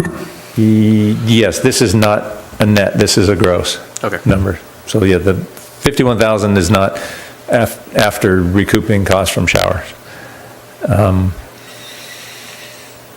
Fortunately, most of our uses, in fact, probably everything but our showers and restrooms are on basically what they call an irrigation rate, because it doesn't go back into the sewer system, because all our water bills are combined water sewer, so there's different rates. So fortunately, our slips and piers they're not on the sewer rate, they're on basically what they call an irrigation rate, which is about the cheapest there is. But it's still expensive. Obviously, we spend a fair amount of money on it. And then under electricity, costs are also pretty large. Electrical costs in the next budget year are budgeting $30,000. Although the 2 T-piers do have a service fee of $285 per boat per day, that amount doesn't currently recover the full cost of providing that power.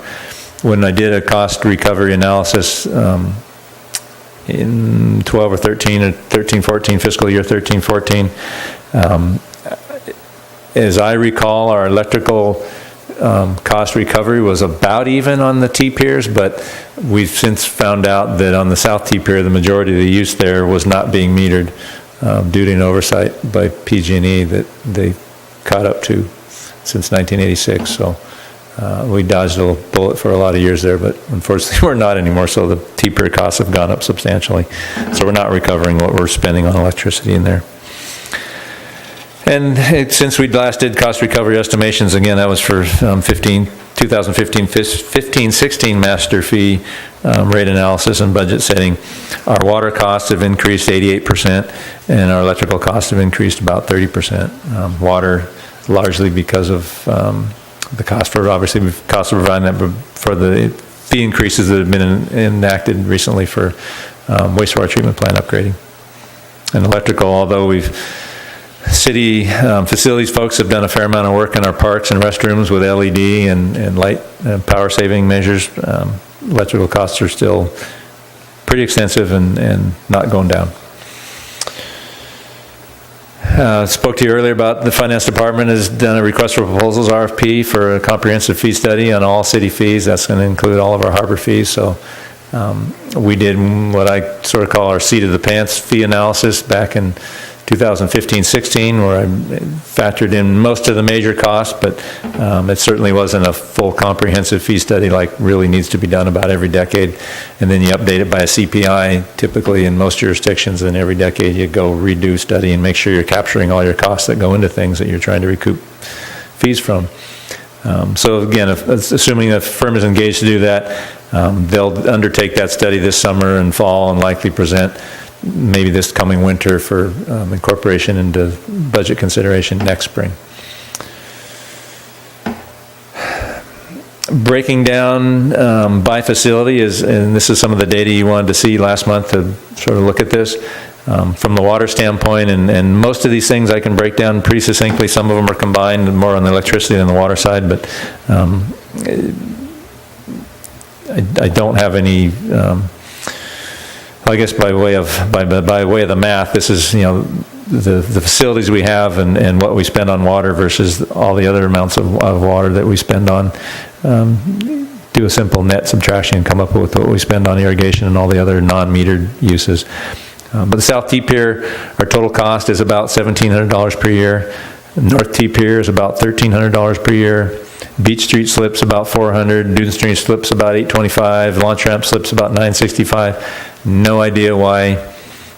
Cost per slip, Beach Street $31, Dune Street $59, launch ramp $48. No idea why the difference would be. It doesn't seem to be a boat size thing because there's different size boats in all the different facilities. It's just, I don't know. It's just big difference, and I have no idea why. And then Tidelands Dock, we spent about $1,650 a year. So total on all of our vessel serving facilities, we spend about $6,800 a year on water, which is about 13.5% of the total water bill. So the remainder of that, of the, what did I say, 51,000, obviously goes to all the other uses. A large part of that, irrigation, restrooms, harbor office, showers. Again, we get a little bit of our shower money back. I should have, but I didn't figure out what those funds are, what we got back in revenues from that. Any questions on those? So I have a couple questions. Let's just focusing on water at first. So these are over the year, you said $1,700 and down. So that totals up to $6,840. And I see over here what that would cost each slip holder in that if it was applied just directly to their slip. Have you done the math to see if, first part of my question is, have you done the math to see if you total up everything and divided it over all the users that are there? I mean, if we just looked at maybe adjusting the master fee schedule, what that cost would be on an annual basis?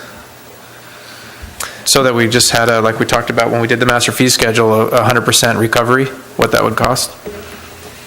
No, but I can. I think it'd be a helpful tool to know. Well, from a slip standpoint, let's just do that. And the reason I look at that is because below electricity, you get into the cost of putting meters and all that. And when we're talking about not having any money to do any of these projects, I don't see how we would ever come up with money to, even if we proposed to put meters in, how would we ever pay for them? So the low-hanging fruit. So if I do my math, and I'm going to do it again, I'm just going to do the 3 sets of slips.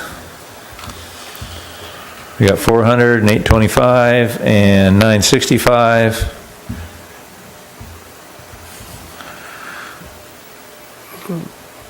And then pulling out the, that's why I was asking my question earlier about pulling out the boat wash down and the showers from that. Okay, so making sure. The boat wash down, these are just our metered slips and pier costs, and Tidelands Dock, because it's got its own meters. I do not know what the costs are for, I'm assuming the difference between 51,000 and 6,800 is everything else. I don't know what percentage of that is the irrigation or the showers or the rinse down. But getting back to the slips, if you add up the total on the slips for a year, $2,190, divide that by 50 slips, divide that by 12 months, and you get $3.65 per slip per month. So if we all, and I say we, as in all the slip holders added $3.65 a month, we would have 100% recovery on water. On the slips. If I did that math right, which I think I did. Check it again, but never do math in public. So that's one way to do math, but my question goes further, not just on what our use on the slips is, but what the entire use on the waterfront. Including piers? $50,000. And that's why I was saying pull out the showers, pulling out. Anybody who uses the T-pier, I can't believe that that's all of it.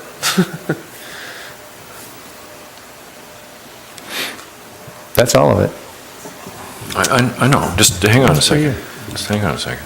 I'm giving him a little time. I understand, I understand, we're not going anywhere. Yeah.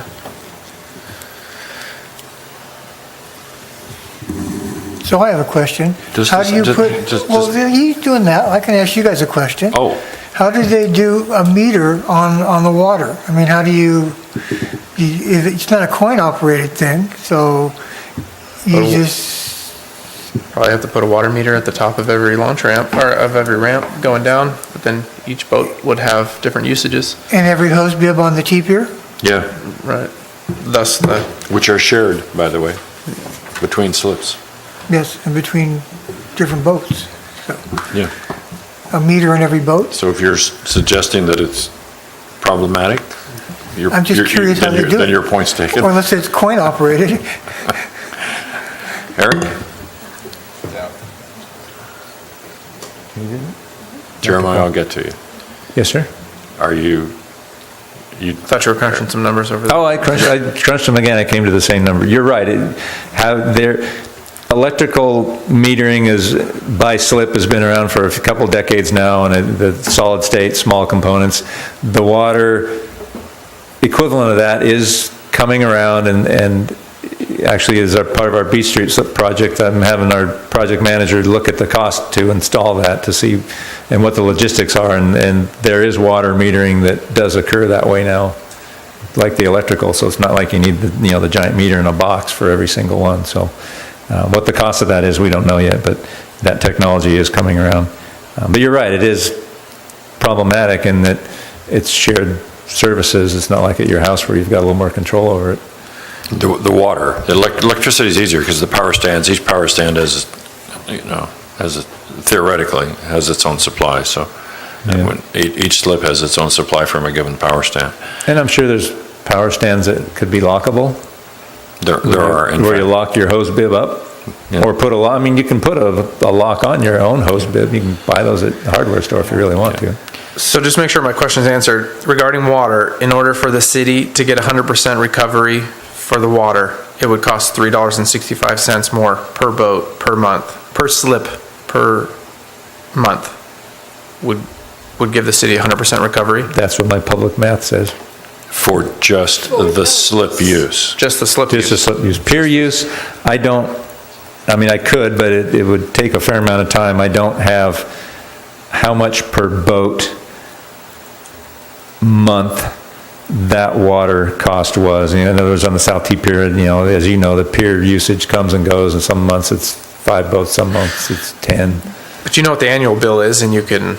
I mean, we Kind of could map go that look out. at all of our I'm not asking docket you to do that sheets. tonight. I think that No. that exercise would be worthwhile to know what... We could go look at our docket sheets and figure out maybe how much per boat per month, or boat days or something, break it down as some sort of a manageable data point. Jeremiah? Yes. On that issue, I just wanted to remind everybody that when the Harbor Department charges a slip fee, I am also a slip owner and have been for a long time. The cost of the water and the cost of the power was figured in your bill. I promise you that. As a matter of fact, I questioned Eric about that, and of course it was. I mean, so we are already paying that. Now, that's one thing. And for some of us,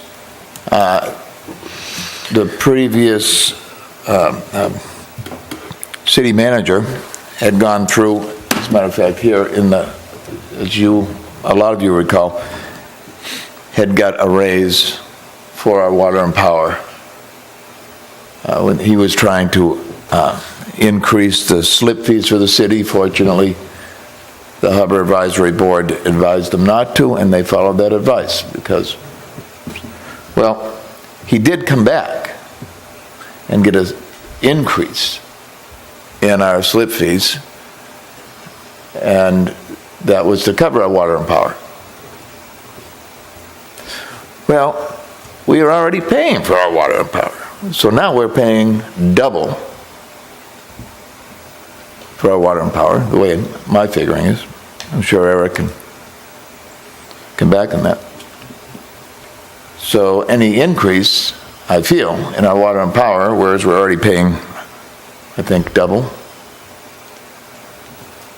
would be, I don't mind, I want to pay for, we should pay for our water and power. We're using it, pay for it, of course. But how many times for the same water? Yep. And another issue, another thing is, I'm just curious, is a meter on for each boat, and we're talking about $3 a month. What would the overall cost of that metering be? And would it be worth getting an extra $3 a month? Well, before we go, Pay for all of it. that's a legitimate question, but before we get into a general commentary, I would appreciate it if staff would have the opportunity to complete the staff report. Do we have any other incremental comments or questions before we get to the end of this, and then we'll open it up and I would invite you, Jeremiah, to repeat what you just said when we get done. Eric, you want to finish your staff report? Sure. So looking at the same analysis for electricity, and again, electricity gets a little more complicated. North T Pier, our total cost on power, about $5,300 per year. Revenue we get out of that we receive back from the North T Pier, and this was, I think, last year's data over a full year, was about $4,500. We charge $285 per day for boats that are plugged in. South T Pier, the costs were about $9,500 last year, and we got about $5,000 back. The problem with the South T Pier is it's broken up on 2 different meters. Well, now it's 2 meters. Before it was, for PG&E discovered their mistake, it was 1 meter, but 1 meter covers the North Beach Street slips and I want to say the hoist and an inside leg of the pier, maybe the south inside leg of the pier, and the other meter handles the outside of the pier and the inside north leg. So that's where most of the boats typically are, because under the hoist is not usually where there's boats tied for a very long-term basis. So that metering is a little harder to track from a pure pier standpoint, because it includes the South T Pier, or the Beach Street slips as well. So the big one on the South T Pier, the $9,500 one, I believe that's the one on the outside And that's actually the one that I think PG&E wasn't aware of, that we should start getting charged for. And then the other meter on the pier, $775 per year, the minor use on the inside of the pier and the Beach Street slips. So probably most of that use is Beach Street slips, but not all, and it's hard to tell what's on there and what's not. And then the South Beach Street slips, again, about $775 per year, matches the North T, or the South T pier on that 1 meter, which is kind of interesting. Cost per slip on that, $155. Dune Street slips, about $1,900 for the total set of slips there. Cost per slip there, about $135. Again, that's per year. And then launch ramp slips, $5,700 for the total set of slips, which is about $285 per slip. So for a total of all our metered stuff on our slips and piers, about $24,000, which is about 80% of the total electric bill. So the remaining 20% of our electric bill, that to make up that $30,000 is our office, lighting on some of our public facilities and parks, restrooms, things like that, which are fairly low usage.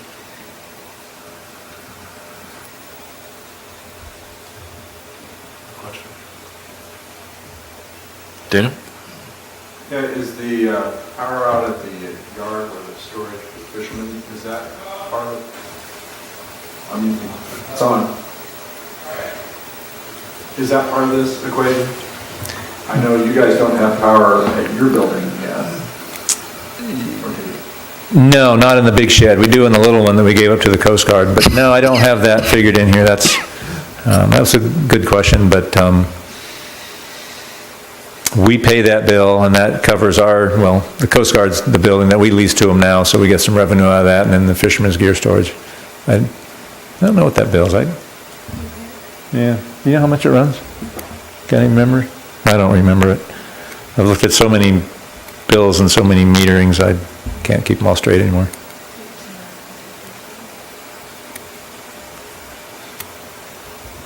Okay, you want to wrap up your staff report?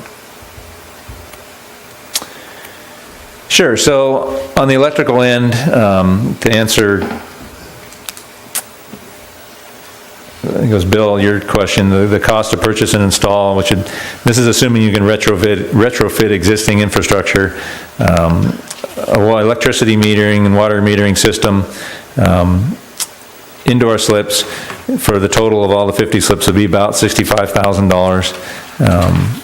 If you wanted to add some kind of a coin-op system on the T-piers, because there's really no way to do a metering system on those, the way people move around and come and go.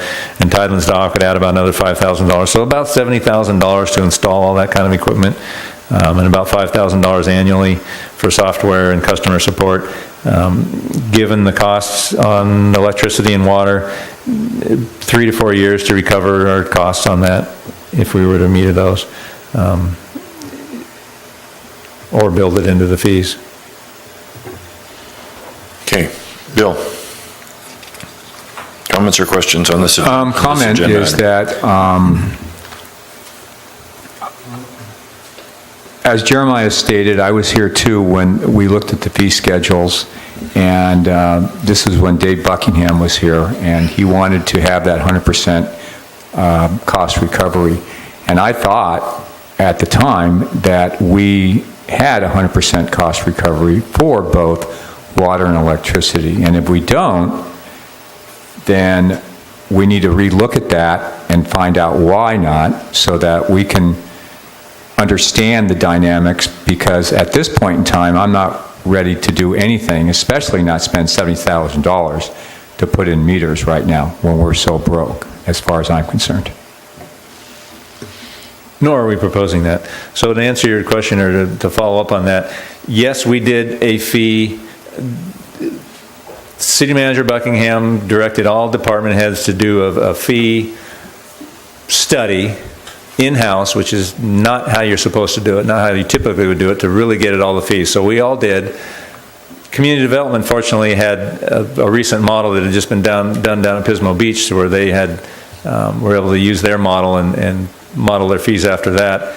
I went and did an in-house analysis over the period of about a month and got it as best I could, given the data I had, the fees, the cost that went into our facilities from the standpoint of building them, the capital cost to install, maintain, water and electricity, some administrative overhead.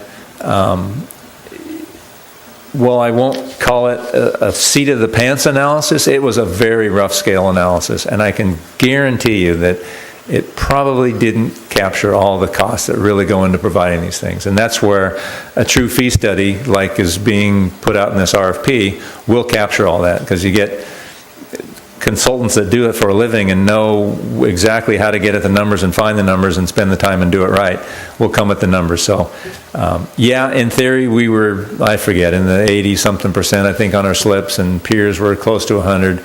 Again, that was 3 years ago. Water and electricity rates, especially water rates, have increased a lot. On my pier, South T Pier, well, we weren't capturing all our costs. And there's other costs that go into providing the service that I didn't capture. There's no way I could have captured them. So, yeah, we should. I'm not proposing, nor are we definitely not proposing to implement this now. Although in the conclusion, I think we should look at putting in some sort of coin-op at Tidelands Park at the dock there, just because that water's for free and that dock's open all the time, and there's no cost recovery there at all.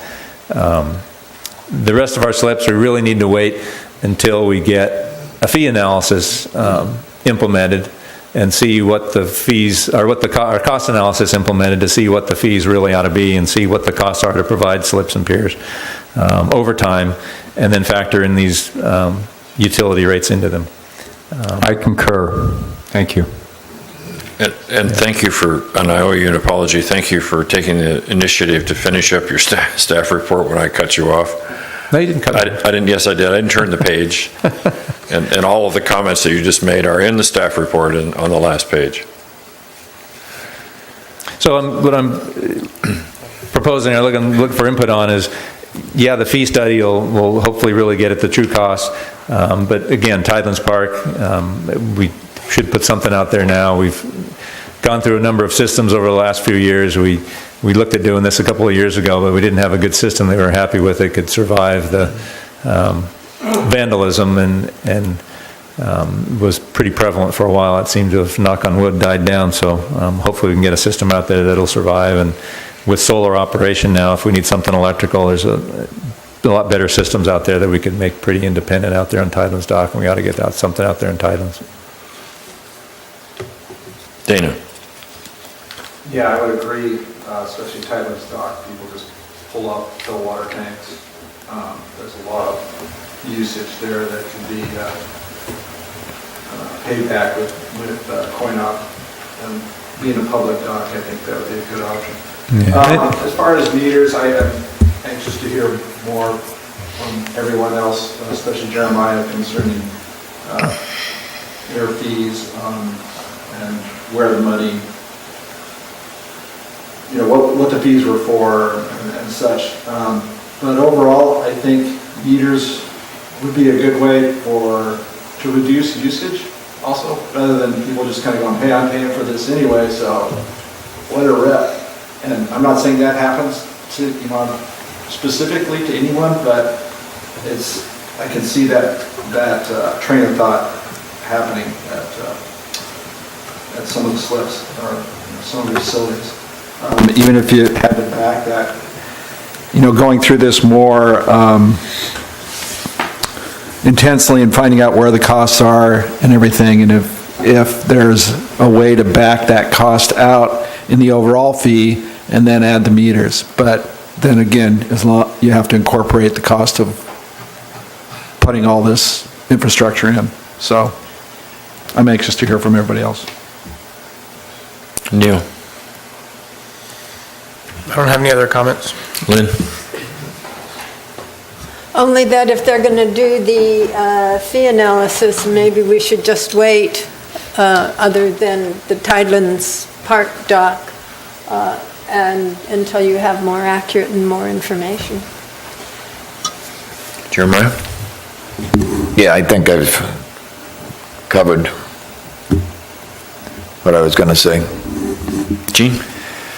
On the fee recovery, when we initiated the cost for the boat launch and you paid the boat launch, you recoup that money fairly quickly, 2 or 3 years or something like that?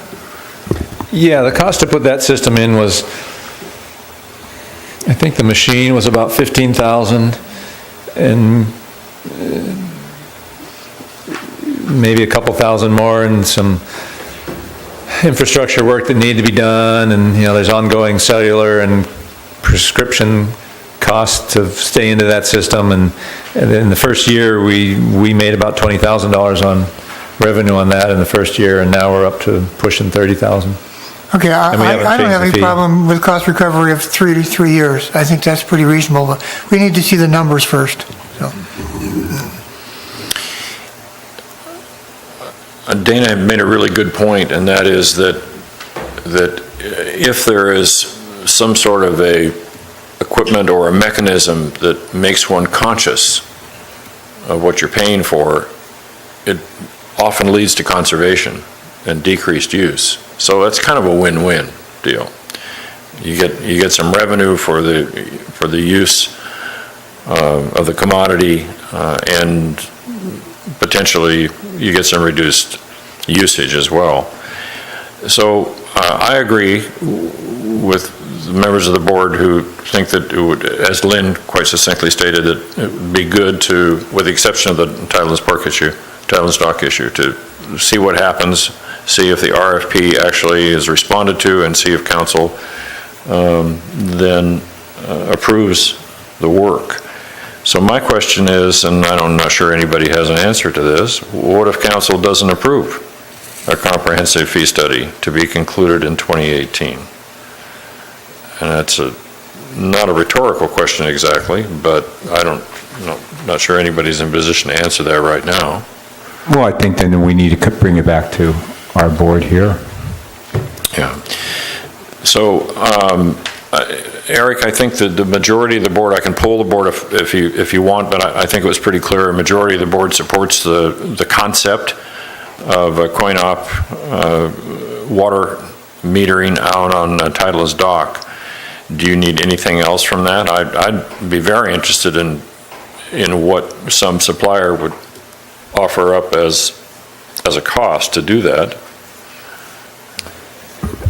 The systems we deal with at the showers, those boxes typically are somewhere between $300 and $500. So my guess would probably be somewhere between $500 and $700 to install that sort of system.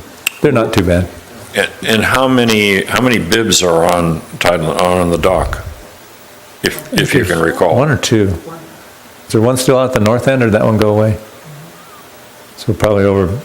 There's a rinse hose at the porta potty dump station. Mm-hmm. And I hope people aren't using that to fill their water tanks, but then there's one of the light poles, I think, on the north side of the gangway. There's a hose bib there. And is one of them designated potable and one of them not designated potable? Or are they both potable water?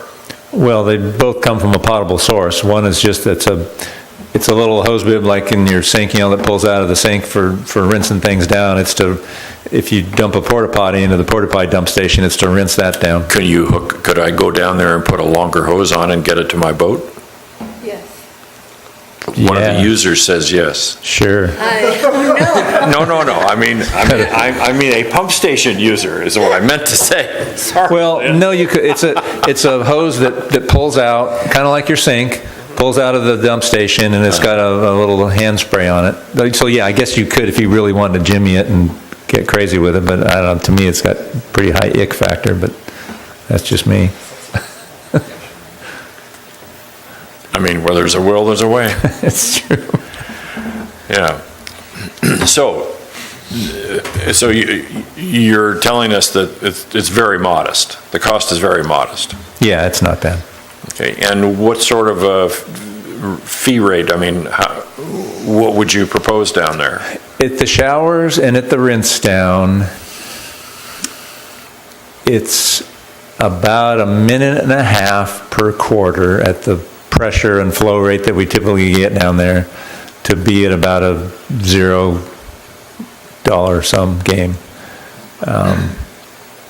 And what, those of you who use it and the department, what is that bib, the non-rinse out your toilet bib, what's that principally used for? What do folks principally use it for? Do they water their tanks, their water tanks on their boats? Or they wash their boats, which I know they're not supposed to do, or what do they do with it? Are you talking about tidal and stock or the washdown? Tidal and stock. I see them using them to fill up their boat and washing down. So fairly long, in terms of time per instance, fairly long. And at times giving their dog a bath. Yeah, okay, so maybe the quarter for minute and a half piece of equipment might not be suitable in that location, and maybe there's some other, you put in $1 for 3 minutes or something like that? It's all programmable.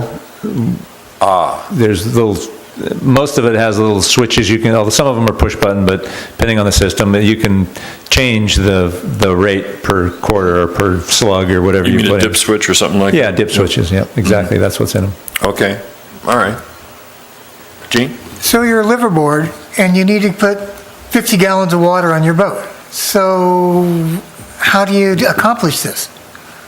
Yeah, and the rate should be, I would suggest, the same as the rate I'm paying to pump 50 gallons of water in my house, in order for it to be, quote, fair, unquote.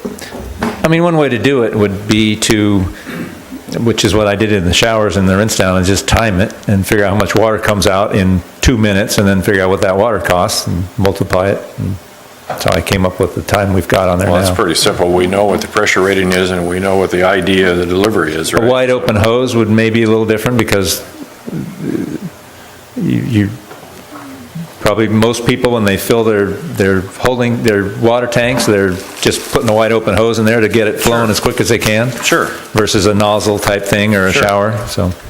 But we could test it and come up with something reasonable.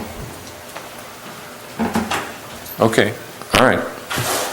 Have we beaten that one to death? I think we're good. Okay, all right. So moving right along, brings us to C7. C7 is Harbor Advisory Board Goal 1, Objective D, evaluate opportunities for new or expanded revenue sources, including, but not limited to, paid parking, marijuana-associated revenues, other tax measures, and a review of city fees, and a discussion of T-bid assessment, funding and creation of an Embarcadero Business District as a possible new revenue sources. Wow. Staff report. Titles are getting longer and longer. Well, it's a big concept. So, Harbor Advisory Board, we've considered several items that are revenue generating, don't need to go into them. And some of them are brought to the council, some of them are still pending, and there's still maybe some things out there. We've got 2 future agenda items that were declared, one being review of T-bid assessment, funding, and what's the possibility of it going to waterfront uses, waterfront-derived T-bid revenues going to waterfront-related uses, and creation of an Embarcadero Business District to fund harbor infrastructure or other things. So these, I think, fall within our Goal 1 objective work plan items, because it's including but not limited to. So here's 2 other things that are out there on the table that are possible looking into, and probably initial discussion tonight if we want to see if it's something worth pursuing, and how we may pursue it, who may pursue it, and then how we'd want to bring it back and do something with it. Given the litany under background, which, thank you, is quite inclusive, of the items that this body has previously discussed and or deliberated, do you have a sense for when the council might have worked its way through what we've already done? Yay, nay, or neither of the above? So that we would know, so that we would have sort of a fresh starting point to look at this. yes, this was approved by council or going to be incorporated by council, no, this one's out? Sure, I'll take a crack at it, and I think I've got most of them listed here in the background of the staff report. Paid parking, we gave our input, it's just waiting on Planning Commission to do something with it. When that'll happen, I couldn't tell you. It's only been, what, 6 months now? Something like that. License agreements for various events and activities. Took that to council along with storage in the Triangle lot, which we're bringing back, and license agreements for various activities and various businesses. As you recall, it was sort of a two-part. One for like events that happen, people, beach butlers was the example I used, and then businesses working on the waterfront that aren't part of a normal lease site type activity. We brought both those to council with Harbor Advisory Board's recommendations, and the council in general endorsed those and said, yeah, we agree with the staff's input on those, so okay to continue moving forward to implement. With the license agreements for activities and/or businesses, and the business one, our input was to incorporate mostly by way of the business license process. Instead of a whole new process, a whole new licensing or a whole new permitting, make it part of the business license process and implementing it that way. So other than bringing an activity license back to the council for approval, I think we're fairly well done with that one, other than implementation. Boat storage in the Triangle lot, again, that's coming hopefully on the 22nd of May to have a look at. Movie nights, we've looked at that. There's nothing really more to do on that unless somebody wants to come forward. We've made a recommendation that Tourism Department take that up and fund that with T-bid. Folks that can put on those types of events and more. And food truck and beach need concessionaires at the Rock. Where did we go with that? Yeah, you.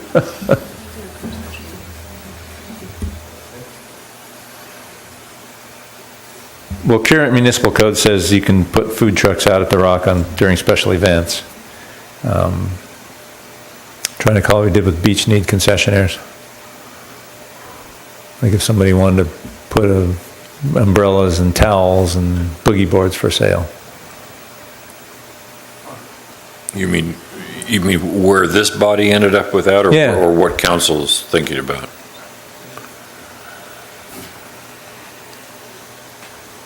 I don't think I've taken that to council yet. We took the other ones, but not that one. Well, here's a suggestion, but however the board wants to deal with it is fine with this agenda item. My suggestion is that we ask ourselves this evening whether we have some additional concepts, some additional ideas, revenue-producing ideas, other than those that have been listed in background, for instance, in this litany in background. And if we do, then add them to a list, and that we draft a memo to council that staff can forward for us.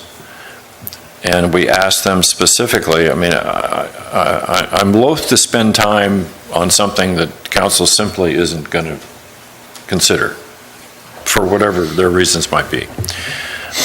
So what I'm suggesting is an idea, maybe we come up with a list of things we've already talked about, we add to that list any new ideas that we have, I don't care what they are, and we put that forward to council and we say, please check off those that you're willing to consider or are considering, and tell us,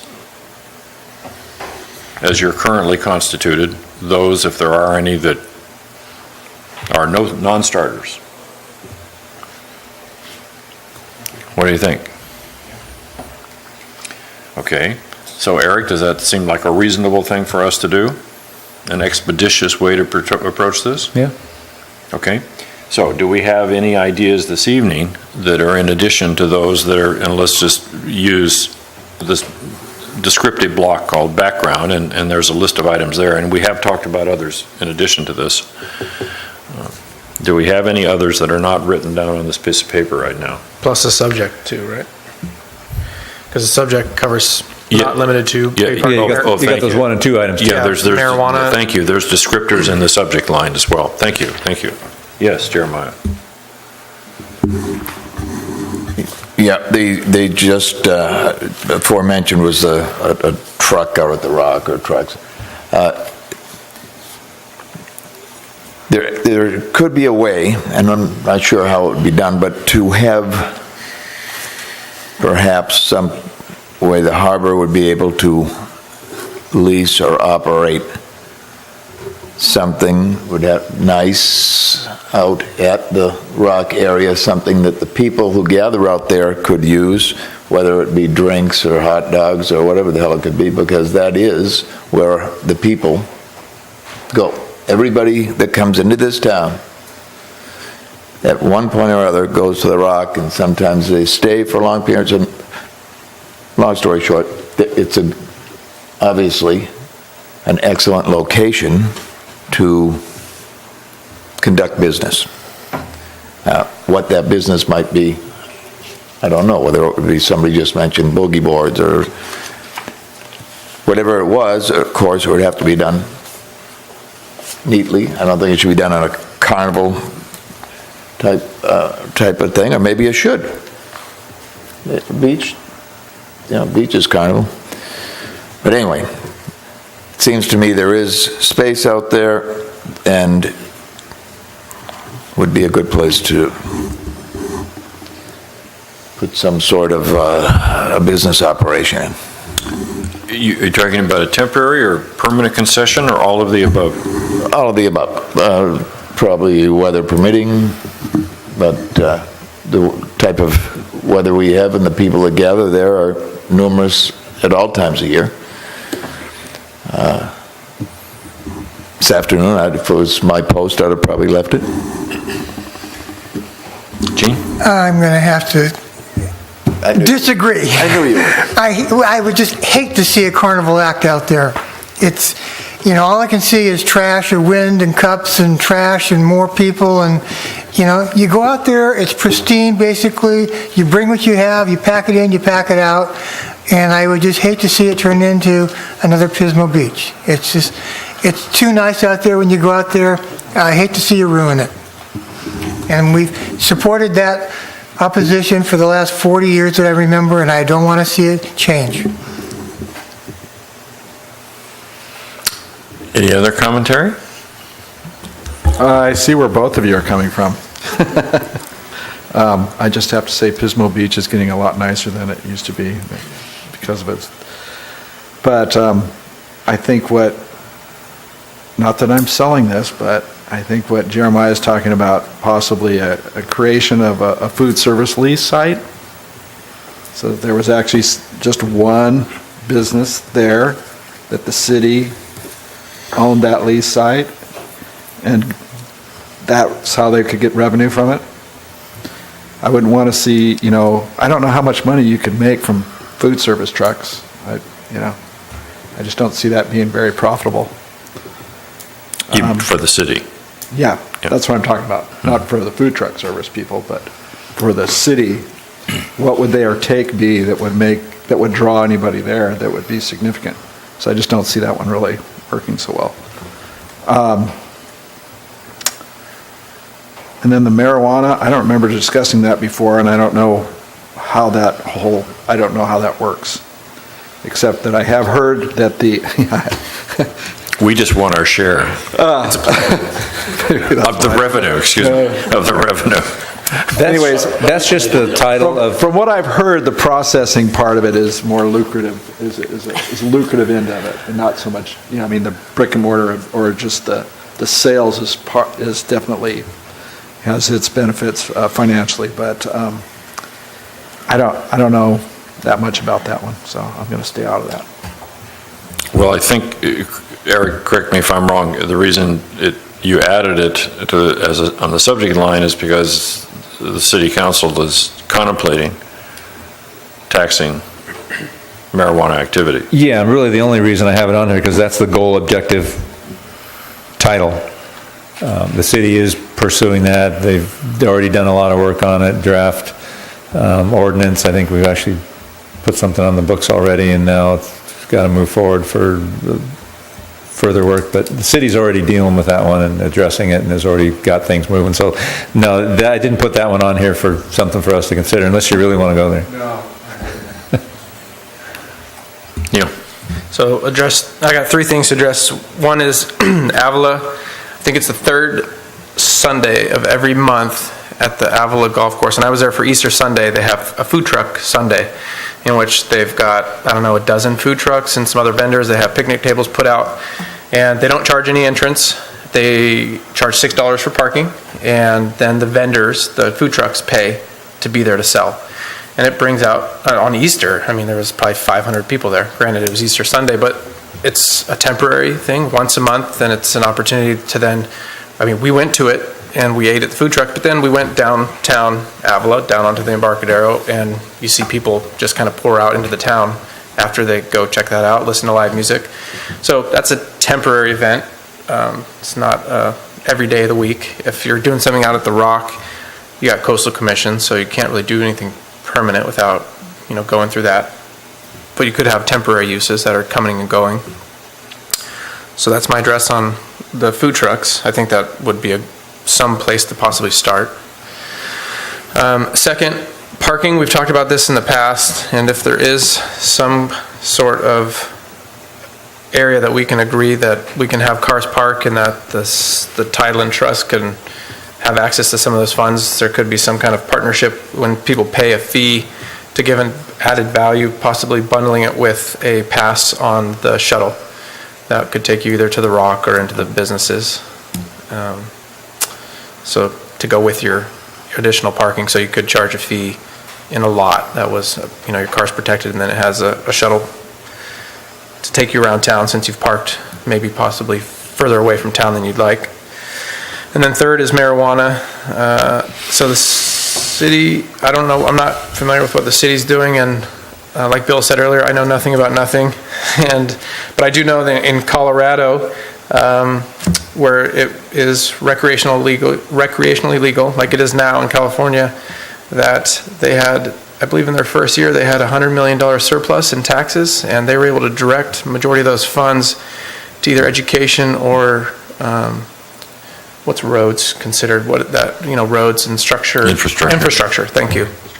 Yeah, so this could be twofold. If the city just allows this to go into Morro Bay, then possibly there could be an assessment like we are talking about for new construction on the Embarcadero. Even better if we allowed a brick and mortar on the Embarcadero as one of the lease sites. Then you'd also get revenue from that business, which has high volume of sales. And all the restaurants, because they have a bunch of and then, restaurants would be booming. But anyway, this is just something to consider. There's a lot of tax dollars to be found in there, and also just cash flow. Okay. Gene. Yeah, we were going to talk about maybe some additional ways of raising revenue. And you mentioned that you're going to be meeting with Trident tomorrow or sometime this week for our MOU of some kind. Find out whether they're willing to put some money on the table. If we're going to agree with them, have them come up with $100,000. So then we'll talk about it. So Trident wins. They're now Castle wins. They have a German investment firm on board now, and they've changed their name, but they're still moving forward.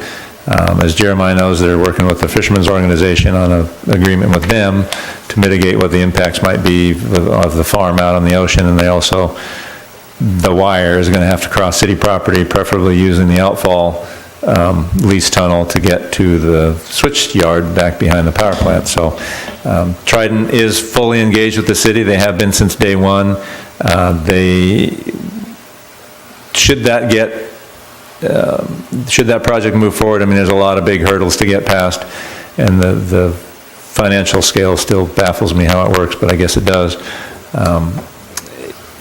The things are too big to be built here and for anything to really happen out of here and from the construction world, but they do, and the city council as well, it wants as much activity, as much benefit to the community and to the county as possible, and Trident is committed to doing as much as they can, and my mission tomorrow is to go talk to them to get a sense of scale of what these things are and what they're going to need for maintenance and how much activity they're going to need from really be a maintenance and upkeep standpoint and monitoring standpoint, and having an office here and having maybe a warehouse and a boat here that goes out and services them, because there's things that are going to need to be done. Obviously, if a blade flies off, it's not something they're going to bring back here to Morro Bay to fix. They've talked about maybe being able to do it offshore right outside the harbor, but they're not going to be able to drag one of those things back in the harbor to repair because it's just too big and there's nothing big enough to work on them. So that kind of stuff won't hurt, but the daily maintenance and maybe the smaller scale stuff can occur here in Morro Bay. So that's what I'm trying to find out, what may be possible here. And they want to be, obviously, the closer they are to their facility, the better it's going to be for them from a cost standpoint, and they're committed, and the council, they want an MOU with the city. They want the city to commit to leasing to them the outfall, and in exchange for that, we're saying, okay, well, you got to give us some benefit too, and they're committed to doing it, so that's, could be substantial. This is a big item. So staff is going to end up spending more and more time on this issue, and I would think that they need to be paying you for your staff time.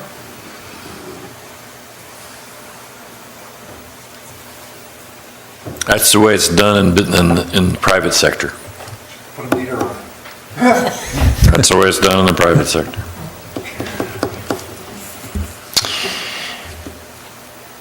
Okay, so here's the list that we currently have, without regard to feasibility or practicality or agreement on the part of anybody.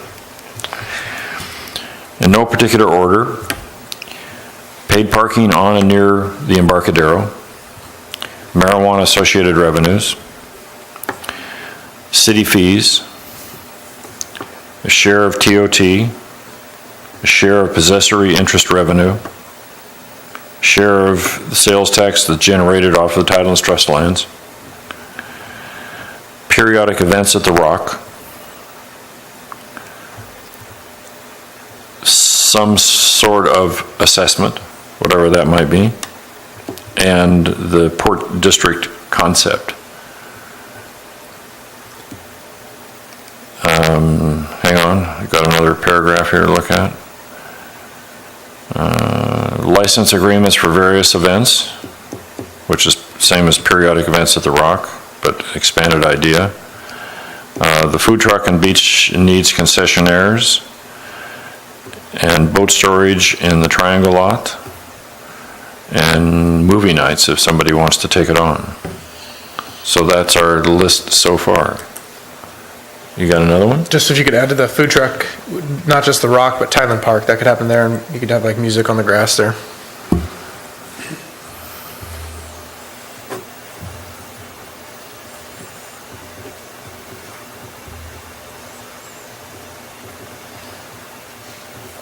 Anything else? No light bulbs are going on. Okay. Okay, so then with the board's permission and approval, I'll draft a Harbor Advisory Board memo to the City Council, and giving them the list of ideas that we currently have relative to Harbor Advisory Board Goal 1 Objective D, and ask them to identify those things that they think are worthwhile for us to continue to spend time on at this time. Is that okay with the board? Okay. Eric, anything else on C7? Not for me. Okay. So that brings us to C8. C8 is informational review of harbor lease sites activity, lease types, and lease management policy. Director? Okay, I'll try and be as quick as possible. I'm just going to, so I've got a list of all of our leases. I'm just going to go through them. If somebody's,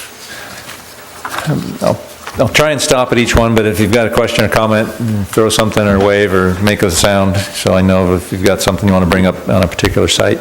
I can address it. Otherwise, I'm just going to kind of go through. For ones that are just status quo and there's nothing new, nothing different, I'm not going to talk about it, not going to cover it. And go from there. So from a lease standpoint, and significant this year, more broadly, we've got a number of leases in flux that have made it difficult to figure out what our budget's going to be, because I don't know where these are going to end up. For our Pipkin leases, which are those old leases that were inaugurated in 1968, 50-year leases at very, though maybe back then it wasn't so favorable, but now they're very favorable terms for the leaseholder.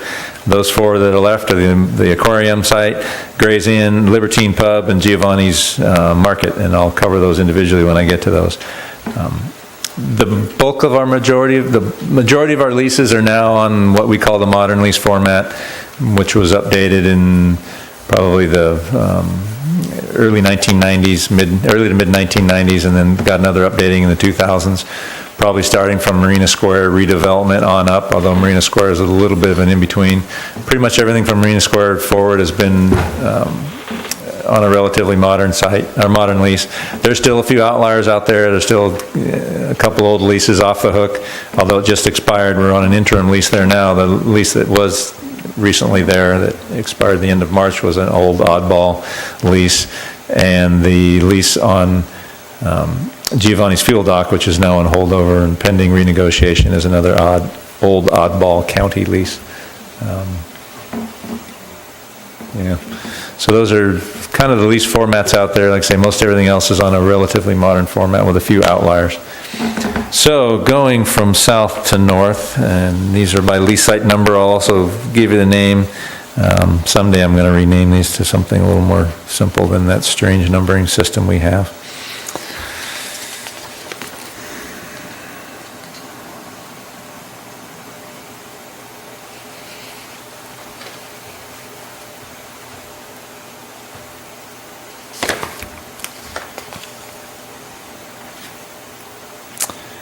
Stairwind, lease site 5356, recently changed hands. Ken Scott sold it, and I probably reported that out in the last few months.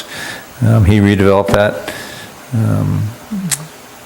back in about 2007, 2008, so about a decade ago. Started into redevelopment on that and rebuilt that. So just new owners there. They're still running it the same as it is.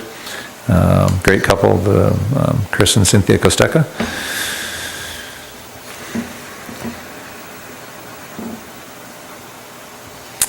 Kayak Horizons lease site, it is expiring in September 2013. It's not a Pipkin lease, it's one of the oddball kind of interim leases, or not interim leases, but an oddball non-standard lease. I'm trying to move that to City Council for approval of an RFP in May 22, the same meeting that we're doing the Triangle Lot dry storage consideration. Had council direction on that one from the past, and some ideas they wanted to see move forward. Wasn't going to be, the direction then wasn't a big change from what it is now, a visitor serving, bay access, kayak type rental facility. So we'll be moving that one forward hopefully in the end of May. Gray's Inn, next door to that, moving north, Gray's Inn and Gallery, it sold to Tom and Tamara Baston a couple of years ago. They recently got their concept approval from Planning Commission and City Council for a modest redo there. They're upgrading some of the interior to ADA standards. They're going to be adding the harbor walk, decking out on the water side, and doing a few other improvements. So I'll be negotiating a new lease with them. But once I do that, get a new lease in place, which will memorialize the work that they've got permitted for there.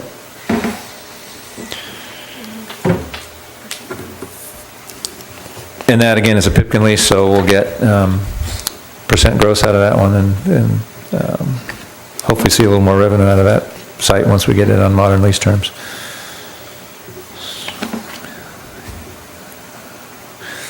Morro Bay Aquarium, Another Pipkin lease expires the end of September. The Tylers moved out the sea lines last week or week before. They went up to Vallejo, to Six Flags Vallejo, up to a big sea line tourist facility they've got up there. They were very pleased to have those animals, so the Tyler's grandson, John, he's got a little retail shop that he's opened up in Marina Square, so he's slowly but surely fading out of there. The Central Coast Aquarium just got a new executive director. It's on the city, it's on a website, right? So I can announce it? Or it's live on a website, so I can announce it. I think last meeting I might have hinted to it, but former councilwoman Christine Johnson is the new executive director at the Central Coast Aquarium. They requested of us, the old executive director Tara Malzone and a couple of their board members came to the city council and to a subcommittee of council members, Jamie Irons and John Heading, and requested some funding to help them out with their feasibility and other studies that they need to do to keep moving forward with their USDA grant. I believe we're meeting on Monday to start going over and figuring out what we're going to do with that. But assuming they stay in the game and that process moves forward, they need to do financial feasibility and some other CEQA and NEPA, which is the federal equivalent of the environmental review, to satisfy USDA for their $20 million grant, and then move forward with redevelopment of that site. Hopefully learn a little bit more what's going to happen in September when the Tylers move out, and if how the aquarium's going to move in and what's going to be left. So, Gene? Yeah, I talked to John this morning, and he said his attendance is way down now that the sea lions are gone. He says a third of the amount of people go in now. Yeah, I bet. What is the anticipated or the agreed, and I don't know which it is, lease rate for that site for Central Coast Aquarium? Is there an agreement? Is there an agreement, and what's the rate? There is no agreement. There is no lease yet. The city, back when city manager David Buckingham was here, we were moving on the premise that it was going to be $1 per year. Mm-hmm. And current discussion, if there is any? They haven't gotten that far yet. And just let me repeat to make sure I understood correctly that the Central Coast Aquarium, currently located in Avila, is asking the taxpayers of the city of Morro Bay to help them fund their funding applications. In a loan. In a loan? In a loan. Oh, thank you. I didn't get that part. Yeah, because I didn't say it. I probably should have. That's probably a pretty important part of it. Yeah, it would be in a loan that would get paid back in their loan from USDA when they get. And what happens if the USDA, and I realize I'm asking you things that may not be in your wheelhouse, what happens if they don't get a USDA loan approved, and then what happens to the loan from the city of Morro? Well, that's the big question.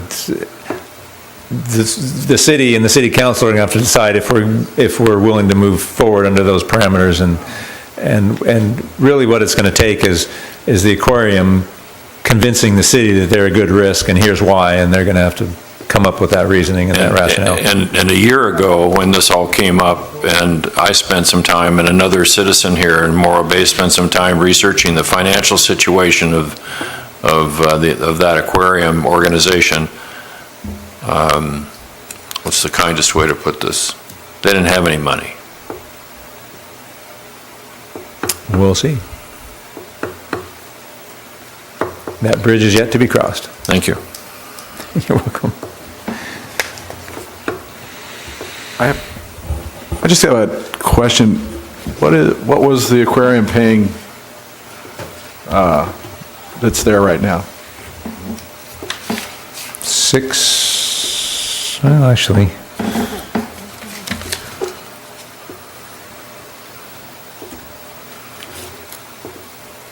about $18,000 a year.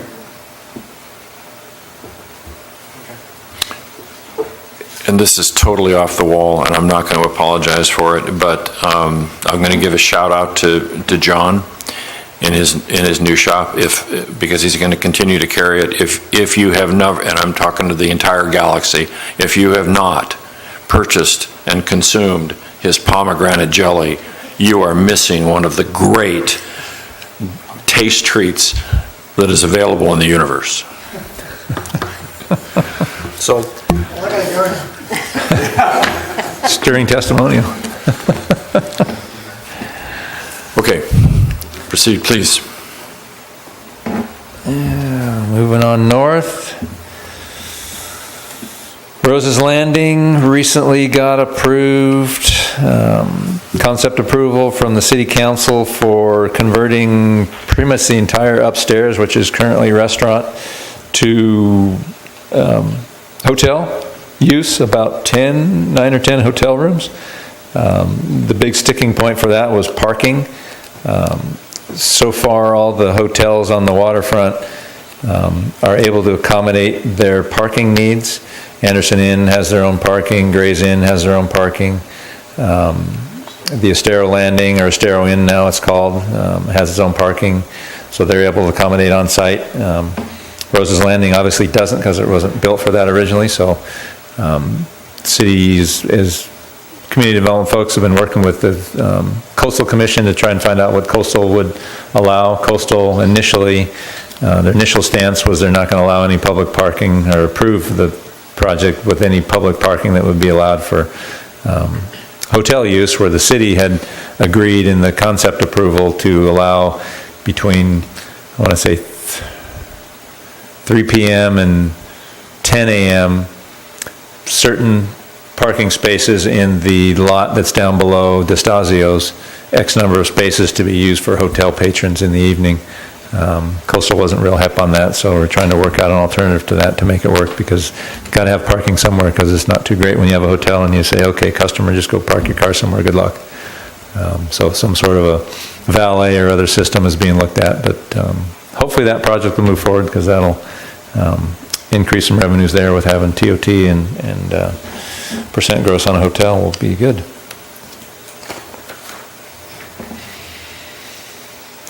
Is overnight parking allowed in that lot Yes. currently? Yes. Just 72-hour limits everywhere.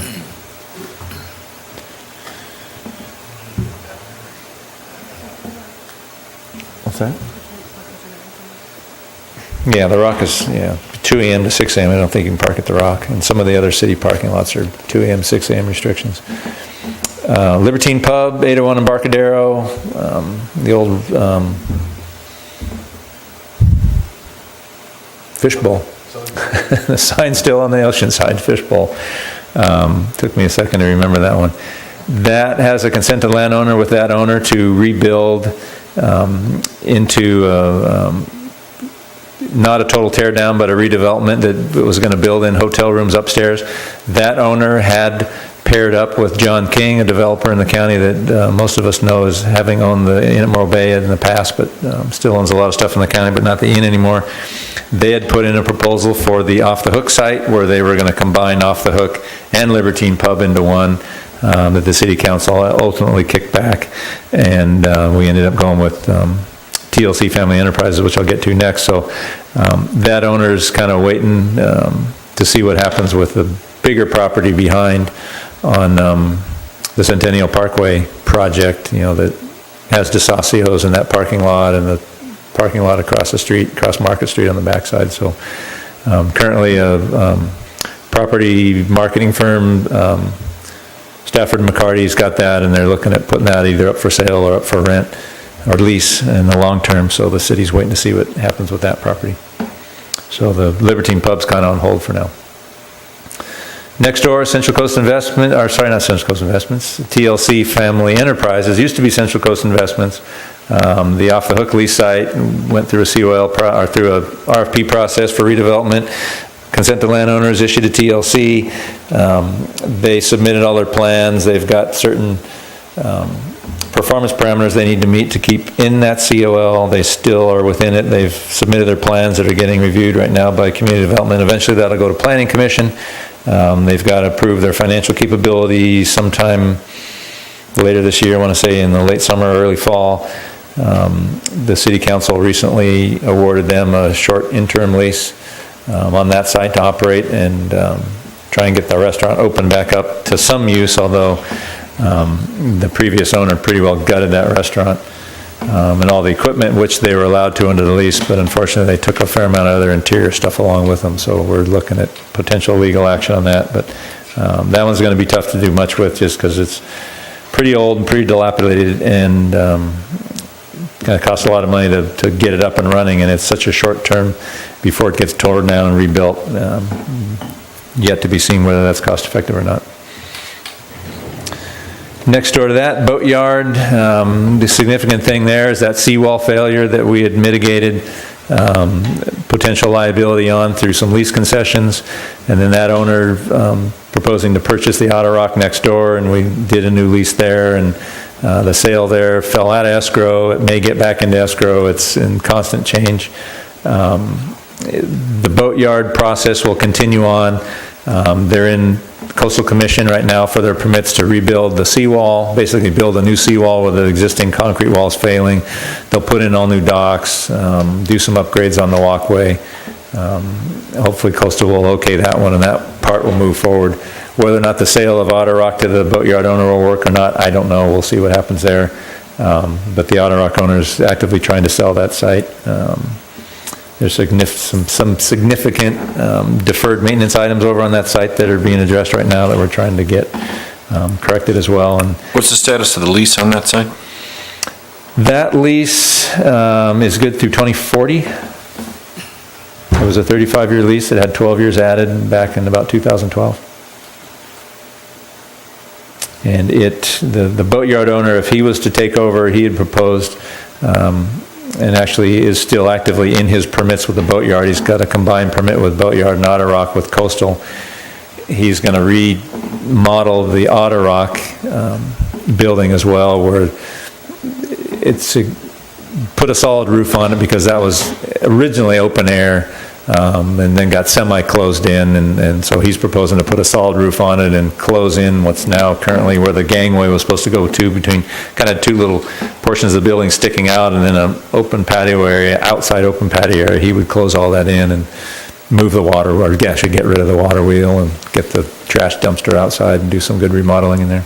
Is that lease or any lease transferable? Yeah, they all are. They're all transferable? Yeah. They all take city council approval to assign them to somebody else. But provided a potential buyer is business capable and financially capable of taking over, we do some review of potential buyers. The city can't withhold the assignment of approval and assignment if somebody's wanting to sell a lease site and somebody's viable coming along wanting to buy it. So Otter Rock may undergo some changes here in the fairly near future. We'll see what happens there.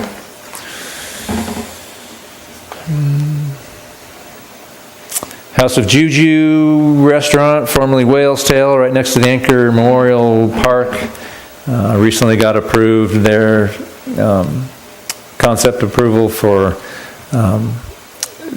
finishing out their remodel. As you may recall, 6-7 years ago, they tore that place pretty substantially apart.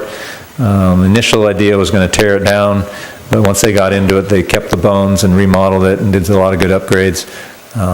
What they didn't do was on the back side that faces the water, it's pretty much an office and storage. They're going to convert that to restaurant, adding about 10 or 12 tables and some more tables on the outside, redoing the walkway on the back side, making it more part of the harbor walk, moving the trash can out of there into its own enclosure, and then doing a little bit of improvements over on the park. And so that one got approved, so I need to renegotiate a new lease there. Giovanni's, as I said, on Pipkin, the restaurant and actually the fish shop and takeout shop there is about halfway on the city lease site. The coffee pot restaurant and the shirt shop behind it is not on the city lease site. The lease line cuts through about most of the fish shop there. It's an interesting lease shape, but that lease is up in September, so I'll be renegotiating with Mr. DeGarmore and what he's going to do there. Since he put in slips several years ago, there's not much room for any more development there. I don't know what his intentions are with the rest of the Fish Mart and whatnot. They did some good improvements out on the pier several years ago and put outside seating and some canopies and whatnot, so we'll see where that one ends up going. And then the other lease on the northern end of that, which is essentially the fuel dock and maybe a quarter of the wharf, is lease on holdover. It's I think it's an interesting old county lease as well, and so I just need to get that one negotiated and wrapped up as well. So, Great American Fish Company, he's got permits approved to do an outside fish market public deck between Great American Fish Company building and the South T Pier that not sure if it's going to move forward or not, working with the owner there to figure out what he wants to do.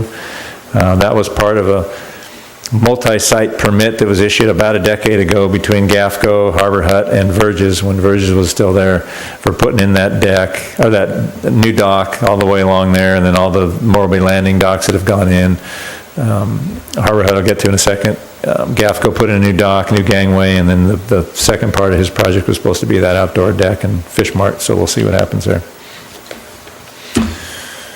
Harbor Hut they're in that same permit that's sort of been approved. They're trying to modify it with Coastal Commission to change the dock configuration a little more.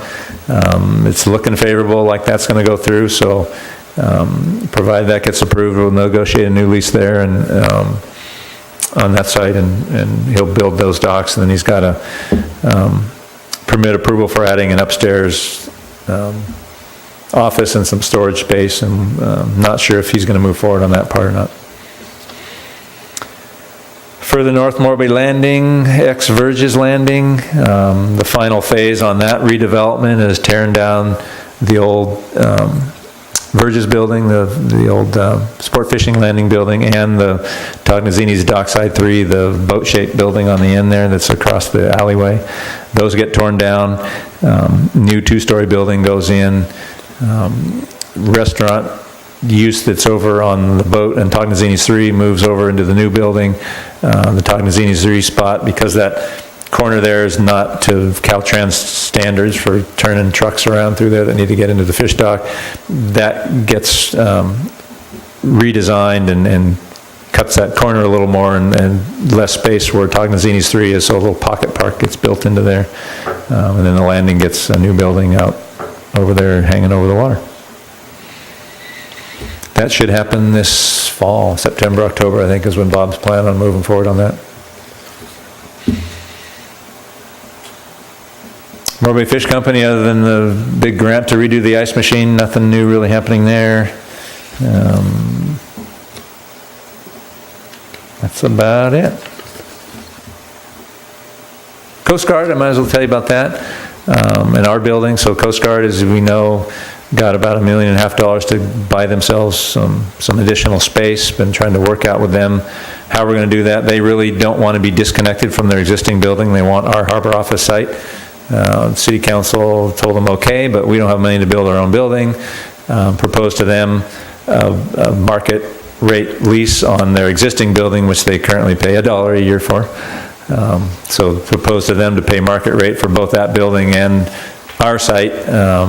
So far they kicked that back and said they weren't willing to pay at least what we thought market rate was. Their idea of market rate was about $2,000 a year. We thought it was about 12 times that. So we'll see where that goes. There's possible iteration where they give us, it's a value exchange where they give us their building, we give them our building, and our building site for X number of years, and you figure out what the value of that is over time, and if the Coast Guard comes out even, or if they owe money, they can enter into an agreement and we can take over their building and lease back to them space in it. So it seems like a Ponzi scheme, but we'll see where that goes. Or see if they're willing to pay a true market rent to enable us to build some space of our own. They're also considering whether or not they can build over into the parking lot take over some of the spaces, move into the parking spaces that butt right up to the backside of their building, and go up 2 or 3 stories to get the 1,500 extra square feet they think they need, or maybe even cantilever over into the parking lot. So a few other things they're looking at. It's not dead yet. We're still trying to accommodate them if we can, but as we know, we don't have any money, so we'll see where that goes.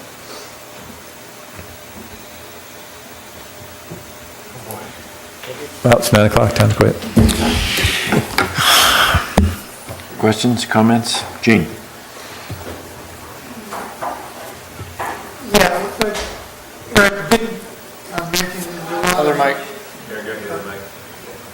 What Eric didn't mention is there's a lot of ongoing maintenance work being done up and down the Embarcadero.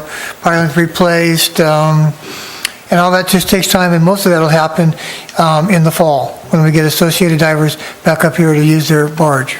So, it's going to be real busy come fall. Jeremiah? Lynn? Neil? Dana? Okay. Last question. Eric, how does the city determine the fair market lease rate for a particular lease site? Normally, it's done via an appraisal by a real estate appraiser. We reappraise all of our properties in most of our leases every 5 years, and then the lease rate is based on 8% of the fair market value of the underlying dirt at its best and highest use. We propose to the Coast Guard that. We propose to also use the metric of current lease rents and current lease in the Measure D zone, what we're generating per square foot as a comparison, and then went with the standard real estate per square foot of commercial property in the area, and proposed, several different things to them to justify why we thought they should pay what they think they should pay, what we think they should pay. And in the case of the, I'll just call them, for want of a better phrase, the commercial lease sites, as opposed to institutional lease sites, institutional use. I believe another approach to establish a fair market is an assessment of market demand, as opposed to the approach that you described, which is the dirt's worth X theoretically, and then there's some formula that's driven off of the determined value of the dirt. Has a different approach ever been contemplated by the city? We've not used, I guess I could say in a way, we did market demand in that we looked at not just the appraised values, the 8% of the appraised value, but what lease sites were generating in revenue as an indicator of the market. Not exactly market demand, but no, we've not done the market demand, but there's, obviously those aren't the only approaches, and I don't think our minds are shut to looking at other approaches. No, it's, what we were trying to get at was some sort of a lease rent from the Coast Guard that would support us taking out a loan to build a building. I appreciate that, and I'm not talking about the Coast Guard. I'm talking about the commercial sites. Oh, the commercial site, well,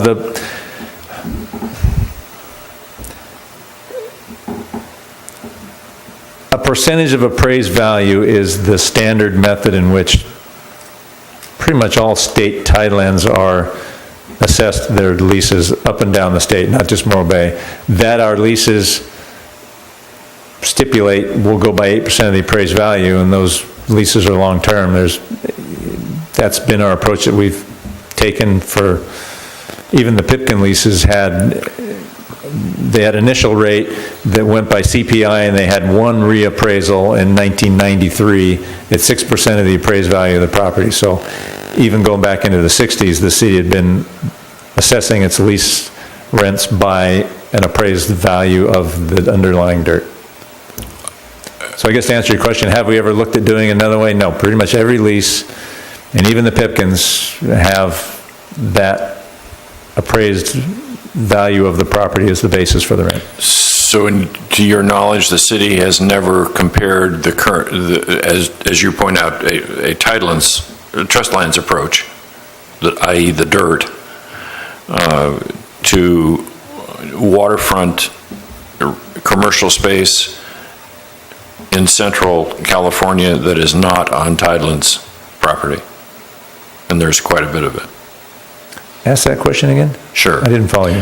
Has the city ever compared its current lease scheme, and I don't mean that in a negative way, lease formula, it's a better way to put it, its current lease formula for the Tideland's lease site with lease rates for waterfront commercial property that is not on Tideland's, but is located on the California coast? Not to my knowledge.